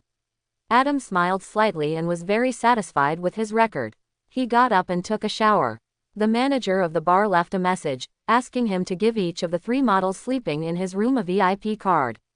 Of course, it's not free of charge, but they can get discount, which is quite a few. He talked to Tony yesterday. The reason why Tony ran away from home was because when he graduated last month, Howard happened to be in a hurry and couldn't attend his graduation ceremony. This made Tony dissatisfied for a while, and then went home and quarreled with Howard. This is a relatively arrogant person, so Tony slammed the door and left in a fit of anger, and hasn't been back for a month. But fortunately, he is also an inventor and has some savings, and Howard didn't freeze his account, so he didn't suffer, and became a playboy all day long with nothing to do. After a night of conversation, although Tony still insisted that he couldn't go back, saying that he had grown up, he still agreed to Adam to go back and visit his mother. After all, the most difficult person in this matter is the mother. Well, let's not mention the old things. At this time, Adam was already sitting quietly in a coffee shop, typing letters one by one on his notebook. He was writing, and every week he would spend a little time in a coffee shop called Aishengjia. Ne has the habit of ordering a pot of black tea and then sitting quietly in the corner to write, because he met a girl who had a great influence on him in this coffee shop. When he was in high school, because he was haunted by the memory in his mind, I don't know what to do, and that's when he met her, a girl who likes to write, who is writing here, and then the bloody plot, the 2 sides met, the first date, etc. All good meetings are related to this coffee shop, but unfortunately, in the end, the girl lost her life due to illness, so Adam bought this coffee shop and buried some memories here. What he is writing is a screenplay based on his own novel. The inspiration of this novel actually comes from that inexplicable memory. It describes a love story between a vampire, a werewolf and a human girl. The name is Twilight, but the story in memory is from a woman's perspective. As a boy, of course, Adam would not write it this way. Instead, he made a second creation, described it from the perspective of a man, and then added some other stories. He doesn't know why he has these memories, but he will not be afraid of things that can help him, but very calmly changes the stories in his memory into his own novels or even movies. What I've been doing for years. At this moment, his mobile phone next to his laptop began to vibrate, and he opened it with some doubts. It was a text message sent by Athena. The content was very simple: Mage, 4x, a noun and a set of numbers, but Adam knew the meaning of this message is that the magician who fled back then appeared again, and that set of data was where he appeared. Eric has been very upset lately. After getting the family inheritance ring, he met a superhero. Fortunately, the other party was a rookie, and the power of his own ring allowed him to leave the bank safely. After leaving the bank, he was very excited, because as long as he found a place to study the magic knowledge in the ring, he would have the capital to live freely in this world. Unfortunately, his luck seemed to have run out. When Manhattan settled down to practice magic, he was attacked by a group of soldiers with tranquilizer bombs. If it weren't for his magic ring with some very useful little magic, maybe he might be caught and studied by others. He knew that his actions must have alarmed the supernatural power on the American side, so he seized the time to practice magic while avoiding the opponent's pursuit by virtue of his ability to predict the crisis. It was not until he learned the teleportation technique these days that he really left the enemy's surveillance. However, there was a piece of news that annoyed Eric, who had finally gotten out of the predicament, and what the news reported was that the superhero movie. Why, it's very simple. I have worked hard for half my life to gain power, but I was frightened away by the other party when I finally got it. I was living in hiding, and that guy named Sha Ying has become a well-known superhero. It's not fair. Eric kept roaring in his heart. I will never make Sha Ying feel better. Single quote. So he forgot to continue to practice magic, forgot to avenge his family, and wanted to defeat Sha Ying. If possible, it would be best to kill Sha Ying in full view, so as to vent the hatred in his heart. So, relying on the teleportation technique he had just learned, Eric returned to Manhattan, and then came to Times Square in front of the Times building with a sinister smile.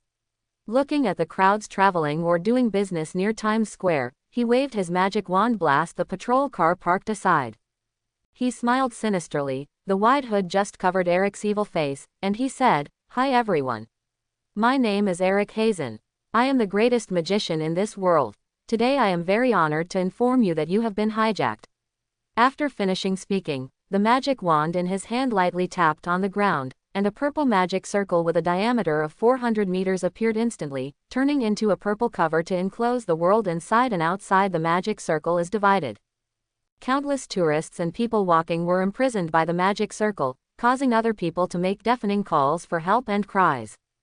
At this time, Eric's voice came from the magic circle. "Okay, let your hero, Mr. Ying, show up. If he can't get here within 5 minutes, I'm sorry, I will kill you. Kill 5 tourists or pedestrians. I just happen to know some blood sacrifice magic, so I can experiment on these people." The people outside were terrified. Some began to pray for the arrival of Sha Ying, and some picked up their mobile phones and started to call the police. There was a tourist whose friend was imprisoned by the magic circle. She shouted helplessly to get help. At this moment, a kind-hearted New Yorker came over and comforted her. "Don't worry, Sha Ying will appear, he will save your friend." Wang Qianchen is an ordinary tourist. She doesn't know any Sha Ying, so she asked suspiciously, "Sha Ying? What is that? Are they American Special Forces?" The kind citizen shook his head and said, "No, he is a person, not a special force, but a superhero belonging to our United States." Wang Qianchen saw some so-called superhero promotional videos on the internet. They belong to Captain America, so she shook her head and said, "I don't really believe in the existence of superheroes." The citizen smiled slightly and said, "Yes, we didn't believe in superheroes before we saw them, but look, he's already here." After he finished speaking, he pointed to the outside of the magic circle, wearing a purple-blue battle robe with a big S embroidered on his chest, a dark red cloak fluttering in the wind behind him, and a black spot on his face that just covered his eyes. Adam of the Mask. Wang Qianchen clearly remembered that there was no one there just now, but this person appeared in a blink of an eye, and said in shock, "Is this a superhero?" The New Yorkers said proudly, "Yes, he is our superhero Sha Ying. You can only see him in New York." Oh, such a familiar face. Isn't this the super kid who was beaten into a mess by me?" At this moment, Eric's voice came out again. "Hee, you know who ran away in embarrassment, even if I don't tell you." A very magnetic voice belonged to our protagonist Adam. After hearing this, Eric was furious and said, "Aha. Well, let's compete again. So that you will be convinced to lose." Adam said lightly, "As long as you release half of the hostages, I will fight with you." Eric sneered, "Do I look silly?" Adam shrugged and said, "I don't know about this, because your hood covers your face, so I can't see it clearly." In fact, Adam has seen his face clearly for a long time. It was he who painted Eric's portrait to the police station, and then it was taken away by S.H.I.E.L.D. That's why the soldiers holding anesthetics ambushed Eric. After hearing this, Eric gritted his teeth and said, "What a sharp-toothed boy, even if half of the hostages are released, as long as I have the strength, I can hijack them again at any time." All released. Adam was also a little confused by Eric's actions. Could it be that the other party really just came here to fight with him? So he checked each person's body carefully with his eyes wide open, but he didn't find any doubts and had to give up. It's actually very simple. At this time, Eric is just an ordinary human being who has been confused by the news of Sha Ying and is jealous of his upper body. He is not a heinous supervillain, so he just wants to fight Sha Ying now. Look in the end who is the most powerful. At this moment, Eric said in a low voice, "Okay, I have released the hostages, but you don't want to escape, because as long as you don't defeat me, I can still hijack them again, and it won't be so simple next time. Let them go, but use blood sacrifice." As a superhero, Adam will definitely not escape. He walked into the magic circle very calmly, while the people outside looked at the purple magic circle in front of him with gratitude and worry, while some people were preparing to leave here early. After all, if Sha Ying loses, he may be unlucky again after a while.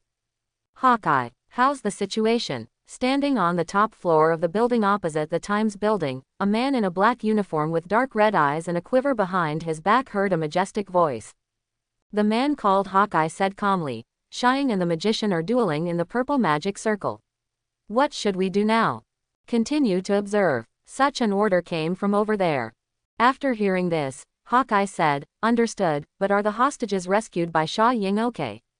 The magician wouldn't kidnap these people just for a fight, right?" "Don't worry about this, Agent Kelson has already gone to solve this matter." Hawkeye knew Coulson's ability, so he said, "Understood. Wait, I found some old friends. It seems that we are not the only ones paying attention to Sha Ying. The opponent's target should be a magician. If Sha Ying wins, remember to support Sha Ying. If Sha Ying loses," Hawkeye asked, "what if he loses?" "Kill Sha Ying. We can't let him fall into their hands." The other party still gave the terrifying order very calmly. Hawkeye frowned after hearing this, but still said, "Understood." After speaking, he hung up. Adam, who had already entered the magic circle and prepared to fight the magician, didn't know that S.H.I.E.L.D. had such an attitude towards him. If he wins, he can be friends, but if he loses, he can only say goodbye. Of course, even if Adam knows the most, he just smiles. He doesn't think he and S.H.I.E.L.D. are friends, because he found out that S.H.I.E.L.D. sent people to monitor his family a year ago. This made him very angry, and it was fine to monitor himself. After all, he was a relatively famous inventor, so he was afraid that he would be kidnapped, but what was monitoring Howard and Maria? It's surveillance, not protection. You must know that Howard is the founder of S.H.I.E.L.D., and he doesn't even trust his own people. It's obvious that he doesn't like this kind of organization that wants to control everything. Back to the battle scene. The purple magic circle has become a narrow battlefield. It stands to reason that such a place is very unfavorable for magicians, but Eric still does this, so Adam is extra vigilant after entering the space of the magic circle, in case capsized in the gutter. Eric looked at Adam's very cautious look, and laughed, "Hee, isn't this the most famous superhero nowadays? Why are you so thieves, are you afraid?" While thinking about how to fight the opponent, Adam said, "Hee, I will be afraid. I just thought, if I want to spank your ass later, should I use my feet?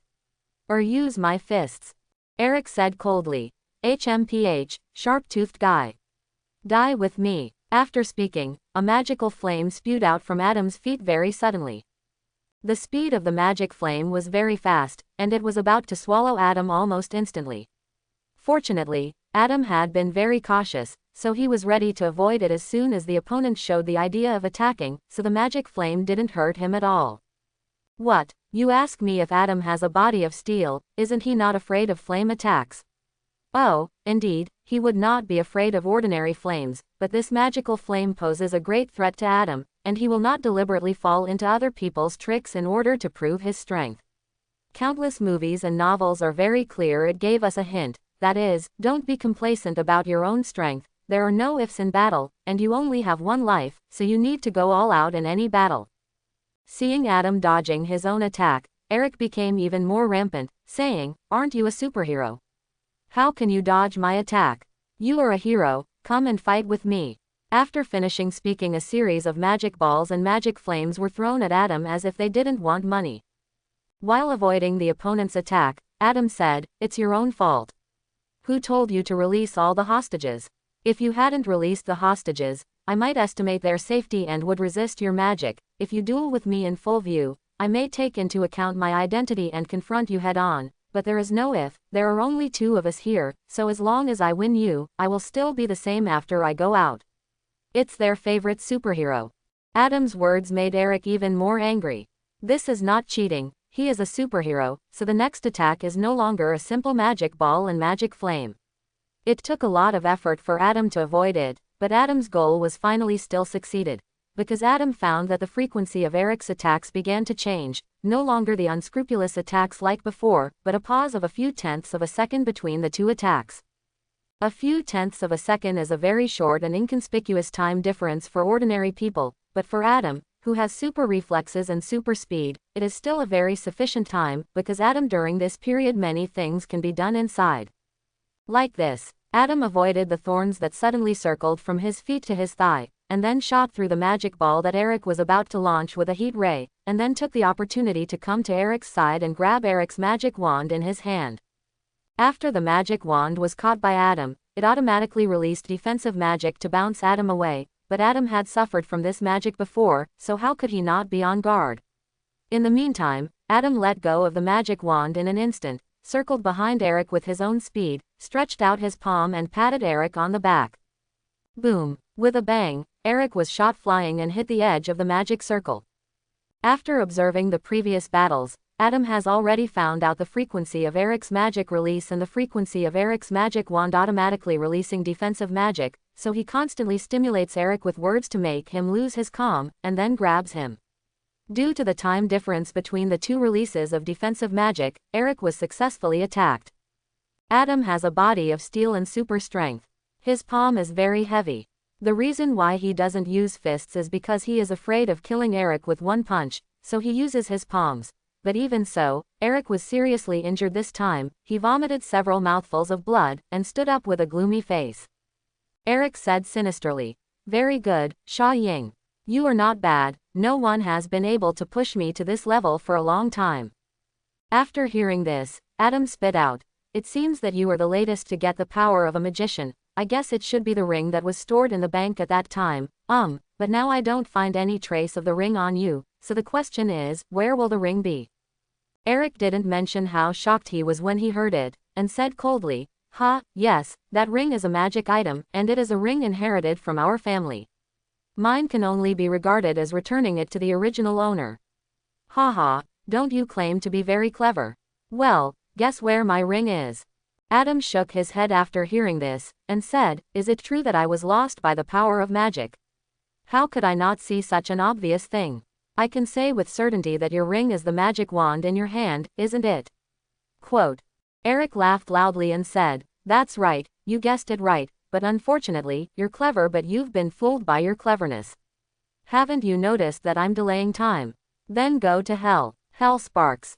Suddenly, a blood-red alien space appeared behind Adam, and a strangely colored flame shot out with a whizzing sound, shooting at the unprepared Adam. But, is Adam really unprepared? No, it is impossible for Adam to be unprepared, talking to Eric just to make Eric think that he has not lost yet and can sneak attack. Otherwise, if he ran away like last time, Adam would not have the time to pursue it in the United States. So, seeing the Hellsparks attack, Adam moved to Eric again and knocked Eric flying again, knocking Eric into the Hellspark he was sending out. Eric couldn't imagine that the other party hadn't let down his vigilance when chatting with him, so he could only watch helplessly as he collided with the magic of Hellsparks step by step.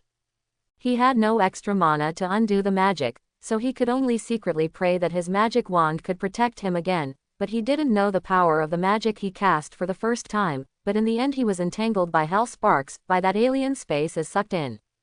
The defensive magic on his body was crumbling, and the purple gem at the top of the magic wand began to dim visible to the naked eye.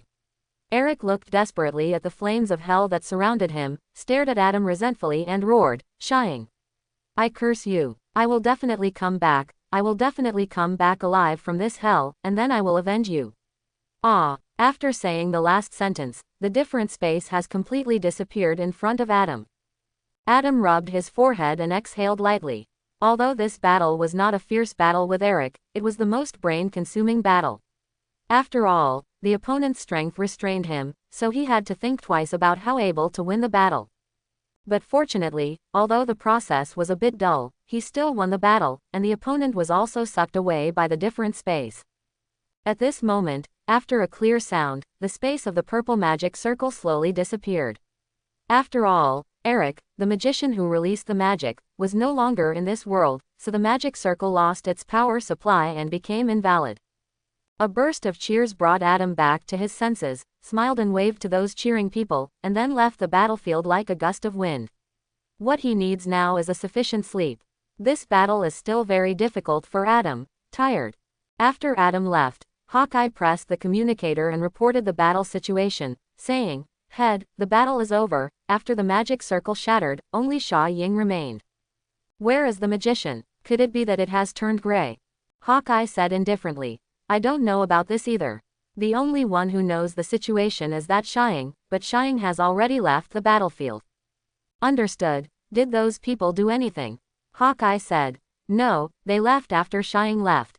"Understood. You come back. The scene has been taken over by Coulson, and the rest of the work is left to the investigation team." Hawkeye looked at the black cars that kept gathering below, and said, "Understood." After speaking, he hung up and left very quickly. S.H.I.E.L.D., located in the underground base of Long Island, New York, one-eyed black man Nick Fury looked at the back of the hero on the screen, and said lightly, "Agent Hill, carry out your plan." Los Angeles, a cafe called Little Octopus. It appears to be a coffee shop, but in fact it is a coffee shop. A group of people from all walks of life who seem to have no intersection under normal circumstances are discussing something in a secret conference room. A middle-aged bald man in black aristocratic attire sat on the first seat, listening to the report brought by his subordinates with a calm expression. "So, the magician named Eric Hassan disappeared." A stern man in a windbreaker nodded and said, "Well, Eric disappeared after fighting with Sha Ying, and we can't confirm his life and death, and the scene was controlled by Coulson from S.H.I.E.L.D. We can't get close." The bald man nodded slightly, and said, "Forget it, the people in S.H.I.E.L.D. will report this matter, but recently I heard that S.H.I.E.L.D. is watching you closely." The man in the windbreaker nodded, and said, "Yes, and just now I also noticed that Hawkeye from S.H.I.E.L.D. appeared at the scene. I think he may have spotted our people too." Sitting on the left side of the bald man, wearing a green dress, dyed dark green hair, and exuding mature charm, she said to the bald man very resentfully, "Yes, after all, my troops are used to attract people on the bright side. The other party's attention exists, so they've been staring at us recently, and I'm almost out of breath. Baron, you need to help." The Baron sneered inwardly as he looked at the woman who was pretending to be pitiful. If it was said who was the most dangerous among the people present, everyone knew that the woman who was pretending to be pitiful was the most dangerous one.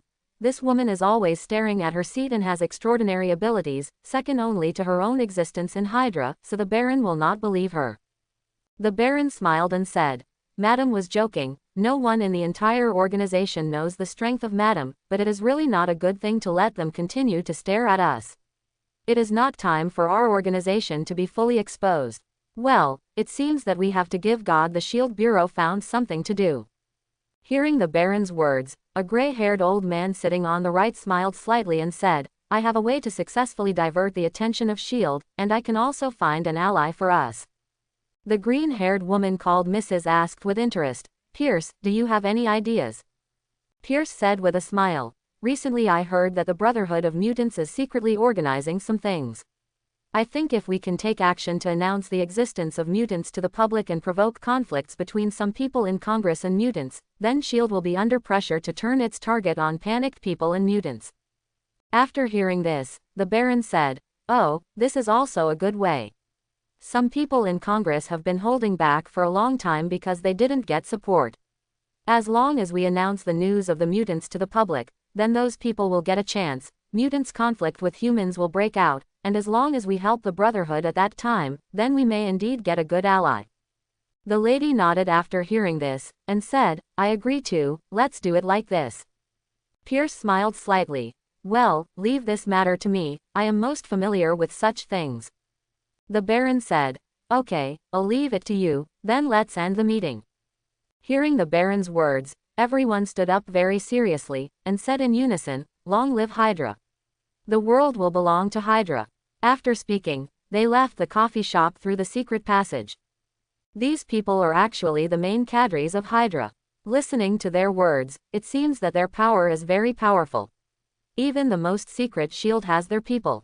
It seems that it is indeed a difficult organization, but these have nothing to do with our protagonist for the time being. Let us see what Adam is doing what to do. On the other side, Adam, who had just returned home, greeted Athena casually, and then threw himself on the bed. Athena looked at Adam's exhausted look and said, Master, are you all right? Adam shook his head and said, it's okay, I'm just a little tired, and my brain is exhausted. After hearing this, Athena said, since this is the case, why don't you install my subroutine on the mask so that I can help you? After Adam heard this, he said, all right, it's the first time I've found that fighting with magicians is very brain-consuming. Athena said with concern, in this case, Master, you should have a good rest first, and then install my subroutine on the mask. Adam said, okay, I'll sleep for a while. If Lawyer Stephen calls, make an appointment for me. If it's someone else, just find an excuse to push it down. Athena nodded and said, okay, Master. Adam nodded slightly, then closed his eyes and fell asleep in less than 5 minutes. After seeing it, Athena secretly decided to help her master in the future, which made her smart program have a wonderful feeling for the first time. Her program nearly crashed. Adam really exhausted his brain, he slept for a whole day, and when he woke up, it was already the morning of the next day. Adam rubbed his forehead, stood up and said, Athena, did you leave a message yesterday? Athena shook her head and said, I haven't left a message yet, but Tony came to see you yesterday and found that you were really tired, so I went back. Do you need to contact him? Adam stretched his waist and said, help me ask him to meet him at the Vuitton bar. I slept all day and had a good time at night. Athena nodded and said, got it, I've already sent a message. Adam nodded and said, well, order me a pizza, then I'll be fine, I'll take a shower. After speaking, he took off his clothes and went to the bathroom.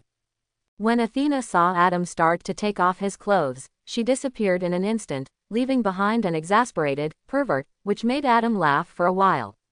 When Adam came out of the shower, he heard the doorbell of the villa ring, and a young boy who delivered food in pizza shop clothes appeared on the left corner of the TV. He pressed the button to open the door, and told the boy to come in, and then sat there quietly waiting for the pizza to arrive. That young man was apparently entering such a high-end villa for the first time. He seemed a little cramped, but he didn't look around, and he had a bookish air about him, as if he was still a student. Adam stood up and said with a smile, oh, the pizza is here, thank you for bringing it. After speaking, he took out $100 and handed it to the young man. The young man saw $100, shook his head, and said, Mr. Stark, this tip is too much. Adam said with interest, it's a small amount for me, don't worry, just take it, are you a student? Hearing Adam's words, the young man hesitated for a moment before accepting the tip, and said with a smile, well, he's a student from the downtown technical high school. Can you sign me, Mr. Stark? Adam smiled after hearing this, and said, oh, you like my novel. After speaking, he found that what the other party took out was a cover photo of a technology magazine, which was a photo cut out by the other party. It seems that the other party is someone who is interested in technology. Interested students are rare. Sure enough, the young man shook his head and said, although I like your novels very much, I like some of your inventions even more, especially I have read this paper several times. After hearing this, Adam smiled and said, oh, you can understand these professional terms. I'm sorry that I didn't discriminate against you, but I wanted to write more popular, but the editor asked me to write more difficult, so he wanted to test this guy. After listening to the young man, he talked about his own point of view. After listening to his words, Adam knew that the other party had indeed understood the paper, and it was not just because of his own Adam Stark that he wanted his signature. Make him very happy. Adam smiled and said, if that's the case, I'll sign it for you. By the way, what's your name? The young man said excitedly, "My name is Peter Parker, sir." After listening to his son, Adam wrote a blessing on the photo given by Peter Parker, handed it to him, and said, "Here, I see that you have a good foundation. Stop working in the pizza shop, and I will introduce you to She Tucker. You can definitely learn more there." Although Peter Parker was happy after hearing this, he didn't want to be favored by others, so he said very apologetically, "Thank you for your help, Mr. Adam, but I don't think I am mature enough now. If, when I am admitted to university, I will definitely internship at Stark Corporation." Of course Adam understood what the other party meant, smiled and said, "Okay, whatever you like. Don't waste your talent, Peter." Peter Parker nodded, and said, "I will, sir. I think I should go. I have stayed here for a long time, the store manager will scold me to death." Adam shrugged and said, "Okay, then goodbye, Peter Parker." After speaking, he gave Peter Parker a 10 in the place where the customer rated it, and then sent him out of the villa. A week passed very peacefully. Adam was a superhero and a well-known playboy in New York City at the same time, enjoying the rare peace very leisurely, while waiting for news from Steven's lawyer. On this day, Adam was sitting at home watching TV boredly. Looking at the more boring plots on TV, he muttered, "It's so boring. Athena, what do you think we should do?" Athena watched TV with Adam beside her, which Adam requested, saying that since she has wisdom, she should learn to enjoy it, so Athena is now evolving in a weird direction. Athena said without looking back, "Since the master is bored, then just agree to yesterday's invitation. A scientific seminar will be held in Switzerland tomorrow night. Many scientists and research teams will go there to participate. Maybe it will be fun." Happened. After hearing this, Adam frowned and said, "I refused." Athena nodded faintly, and said, "Well, because when the other party called yesterday, you were in a fierce fight with an Asian woman, and after saying a few words very impatiently, you hung up the phone." Suddenly, Adam said, "So it's like this, they deserve to be so unlucky that they called me at that night." Athena continued, "That's because you turned off the phone because you were studying Batman's belt during the day." Adam was taken aback when he heard this, and said, Really? Haha, my memory is a little bit bad recently. Thank you for reminding me. I don't believe that the master will forget to turn off the phone. The master is just too boring and just wants to tease me." Athena made up the knife lightly. Adam sighed helplessly, and said, "So, girls who are too smart are not likable." Athena smiled and said, "I'm not a girl, I'm just a program, my gender is still designed by you, master." While talking, the TV program finally ended.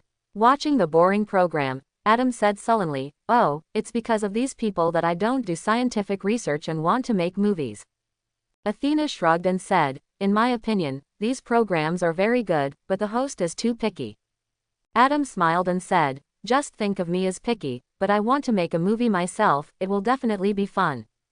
Athena said, "I can already imagine the media's evaluation of you. Playboys set up a movie company to pick up girls. Haha, I don't think they will believe that you, master, are sincere in making movies." Adam said indifferently, "The views of those people are useless to me." At this moment, Athena reached out and pointed to a virtual light curtain that appeared in front of Adam. On the light curtain was the head of Steven's lawyer. It is very likely that the company's affairs have progressed. Sure enough, after Adam put on the headphones, he heard lawyer Steven say, "Hey, Adam, long time no see." Adam smiled and said, "Yes, lawyer Steven, long time no see. It seems that the company's affairs have been settled." Lawyer Steven said, "Yes, all the formalities of the film company have been completed. As long as you come to recognize the person, this company is not bad, if there is not a problem with their funds, otherwise it will definitely not be sold so cheap." Adam smiled and said, "Hee, I'm not interested in these, lawyer Steven, since you called, then go to the company with me to take a look. Anyway, I'm already very bored here." Lawyer Steven said with a wry smile, "You guys all have the same temper. Well, since you want to visit the company, come over to Stark Tower. I'll wait for you here." Adam nodded and said, "Okay, lawyer Steven, see you later." After speaking, he hung up the phone. After Athena saw it, she said, "It seems that master, you have something to do." Adam nodded and said, "Well, there is indeed something to do. Now that the film company has bought it, let's start making it work and make that movie quickly." Athena asked after hearing this. You mean, Twilight? Adam nodded and said, yes, didn't you say you like it very much, so I'll take a picture of it. Athena nodded and said, okay, master, go get busy. If New York City needs Sha Ying, I will notify you in time. Adam smiled and said, well, then I'm leaving. After speaking, he left the villa and drove to Stark Tower. Stark Tower. Howard Stark is sitting in the office at this time, reading some information about the company. Just then, there was a knock on the door from Come in. Since his secretary didn't notify him, the person who knocked on the door must be an acquaintance. Sure enough, the door was opened, and Adam walked in with a smile. When Howard saw Adam, he put down the documents in his hand and said with a smile, it's Adam who is here. Hee, you haven't been to the company for a long time since the last time. Why is there something going on today? Adam smiled and sat on the sofa, and said, it's okay, because I made an appointment with lawyer Steven to go to the company I bought, so I came to pick him up and see you, Dad, by the way.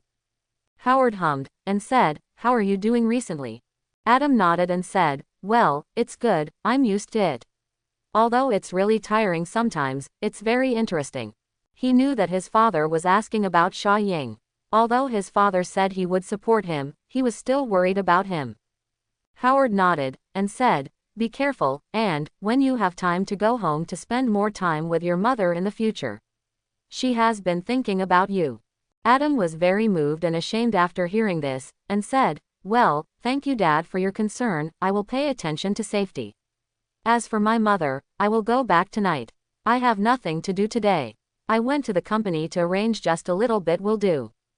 Howard said, all right, I'll be there tonight too. We haven't had dinner together for a long time. Let's get together today. Adam nodded, and then said, then, Father, get busy first, and see you tonight. Howard nodded and signaled Adam to be casual. Adam stood up and left Howard's office after watching it. Then he came to lawyer Steven's office and went to his newly bought film company with him. After lawyer Steven brought Adam to the company, he called all the senior executives, announced Adam's identity in public, and handed over the scene to Adam while he stood aside. Adam smiled and said, I think you all know me, I am the most famous playboy and rich second generation in New York, but I think you should also know my other identity, that is, I am a writer. So I bought this company just because I want to adapt my work into a movie, that's all, so you don't have to worry about losing your job, because I'm a rich second generation, I'm a fool with a lot of money, the company will not do its job properly and will not be able to make a career, because I will either not do it, and since I do it, I will be the best one. Everyone was stunned by Adam's strange speech, and then applauded. Adam signaled slightly to let everyone stop, and said, since I have moved into the company, everyone here will increase their wages by 20.00%, and ordinary employees will increase their wages by 10%, which is timely and effective, and another thing, I need you as soon as possible prepare a movie. The director of the company, Edward Schneider, who was excited by Adam's benefits, quickly asked, Boss, what movie did you just mention? Adam handed him the script of Twilight he adapted, and said, this is the script I adapted from my own novel, you should prepare the crew as soon as possible. Well, by the way, there is one more thing, since we now it is a new company, so the name of the company should be changed, I think, it should be called Dawn, the first film of Dawn Film Company will be Twilight. I need you to be a blockbuster. After Adam spent a day at Dawn Films and made arrangements for the filming of Twilight, he returned to Howard's villa. After entering, Adam found that Tony had returned and was sitting there talking to Maria. When Maria Stark saw Adam, she laughed and said, oh, my child, you are here, are you okay? Adam walked over to give Maria a hug, and said, well, Mother, I came to see you. I went to my father's company today. My father said he would come back tonight. Why hasn't he come back? Maria smiled and said, your father is like this every time, I am really happy that you and Tony are back today. Since you moved out and Tony didn't live here, this house is very deserted. It's uncomfortable for people to stay. Adam apologized after hearing this. I'm sorry, Mother, I will come back to see you often, I promise. Tony also hurriedly said, well, there's me, forget it, I'll move back in. After hearing this, Maria smiled and said, really? That's great. Your father is usually away, and your brother is busy with his career. It's okay to have you by my side. Tony became depressed immediately, and said, "Oh, Mom, I am not doing my job properly in your eyes." Maria pretended to be very puzzled and said, "Huh. Tony, do you have anything else to do? Is it better to be a playboy than to be with your mother? Or do you regard playboy as a profession?" Tony immediately retreated, saying, Okay, I surrender, I will accompany you." Maria smiled, and then said seriously, "Listen Tony, you should also try to start a business. After all, you will definitely not be willing to ask your father to help." Tony grinned and said, "Hey, Mom, starting a business is really easy for me, and I'm still young, so I'll talk about it in a few years." Knowing Tony's character, Adam smiled and said, "Okay, Mother, don't underestimate him. When he has had enough fun and wants to get down to business, he will definitely surprise you." At this moment, the door was opened and Howard walked in a little tired. Hearing Adam's words, he asked, "Oh, who surprised Maria? Is it yours, Adam?" Maria smiled and said, "Oh, Adam is talking about Tony. I'm going to let him try to start a business. Adam said Tony will give me a surprise." Howard glanced at Tony, always feeling that he was very exaggerated, and frowned. "Just listen to it as a joke. He has been growing up under our protection, and he will not mature without going through hardships." Tony became angry immediately after hearing this, and said, "Hey, old man, what do you want me to do? You have always been dissatisfied with me. I worked hard, I was admitted to the university at the age of 15, and this year I was also the first in the school I graduated with grades. I'm just being casual, why don't you look at my grades at all?" Howard sneered, and said, "Look, he started again, he really is a guy who hasn't grown up." Just as Tony was about to say something, Adam stopped him. Adam frowned and shook his head. Tony shut his mouth immediately, snorted and sat on the sofa without saying a word. Adam still has some majesty as an older brother. On the other hand, Maria blamed Howard a few words, and then the family dinner broke up like this, which made Adam a little depressed. A good family dinner was ruined by two arrogant people up. However, although the atmosphere of the family banquet was gone, Maria was still very happy. After all, the family hadn't been this lively for a long time. Seeing this, Adam secretly decided that he must accompany his mother well so that he would no longer feel lonely. There was nothing to say all night, and the next day Adam finished washing, and when he went downstairs, he saw Howard watching the news with a serious face. Adam walked over suspiciously, and found that the news channel of ABC TV station was broadcasting a report on mutants. He let out a light snort and sat next to Howard, staring at the TV quietly. What was shown in it was a video about mutants committing crimes. It may not be a professional photographer, so the shooting was not very good, but this scene made people feel that it was real. Sure enough, the news channel immediately broadcast what happened: a mass epidemic in Washington. Howard asked suddenly, "What do you think of this incident?" Adam thought for a while, and said, "There may be troubles. After all, after the mutants are exposed, people's fear of mutants will spread. If those people or organizations that exposed mutants do something at this time, then a war between humans and mutants may break out." Howard nodded and said, "Well, you're right. Some people may want to provoke a war between mutants and humans, but it cannot be ruled out that some people want to divert the attention of S.H.I.E.L.D. The existence of S.H.I.E.L.D. Howard believes that Adam must have noticed. Adam nodded and said, "Maybe. After I finished fighting the magician that day, I found two groups of people staring at me, but it was because I was tired, so I left there directly and then checked some information. I found out that S.H.I.E.L.D. wanted to use me to lure Hydra. It seems that this matter was discovered by the people of Hydra, so I simply exposed the existence of mutants and prepared to fish in troubled waters." Howard nodded in satisfaction, and said, "As expected, you did not disappoint me. You have already found so much, which is exactly in line with my thoughts, so you should be more careful recently. If the mutants are exposed, then the Brotherhood of the Mutants will definitely react violently to this. You as a superhero will definitely face them, you will be more careful then." Seeing Howard kept telling himself to be careful, Adam nodded and said, "Well, I see, Father, I will be more careful. Mutants have tens of thousands of abilities, and if they are not careful, they may capsize in the gutter. After all, they are not invincible." Adam talked with Howard for a while, then said goodbye to Howard and Maria, returned to his home, and then lay on the bed and chatted with Athena about mutants. Adam sighed, and said, "Oh, the mutants have been exposed, so it will be troublesome from now on."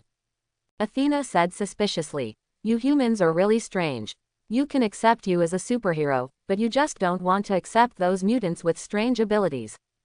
Adam chuckled and said, "That's because even if I, Sha Ying, have powerful power or ability, I'm just a person, and mutants are a race, and mutants are evolved from ordinary humans, so they are jealous, fear and repel them." Athena shrugged and said, "Forget it, I am no longer interested in humans other than you, Master."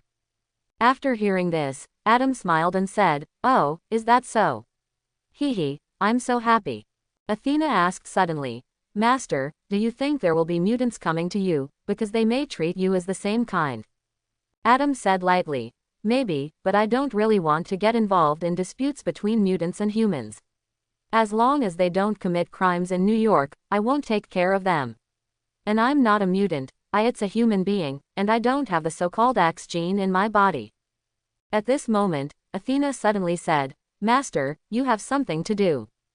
Adam froze for a moment and asked, "What happened?" Athena reached out and projected a video on the wall, saying, "Sure enough, as the Master expected, the mutants started to make trouble. A jewelry store on Roosevelt Avenue in Queens was attacked by mutants. The mutants' ability is a sonic attack, so the Master bring the appropriate equipment." Adam nodded and said, "Thank you, Athena, I'll be there right away."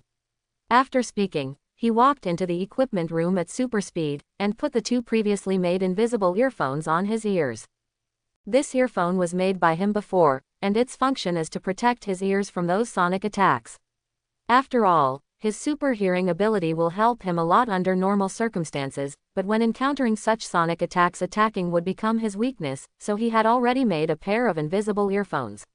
No, he happened to meet a mutant who could attack with sonic waves, so this pair of treasures could come in handy. I hope everyone will support it and subscribe more.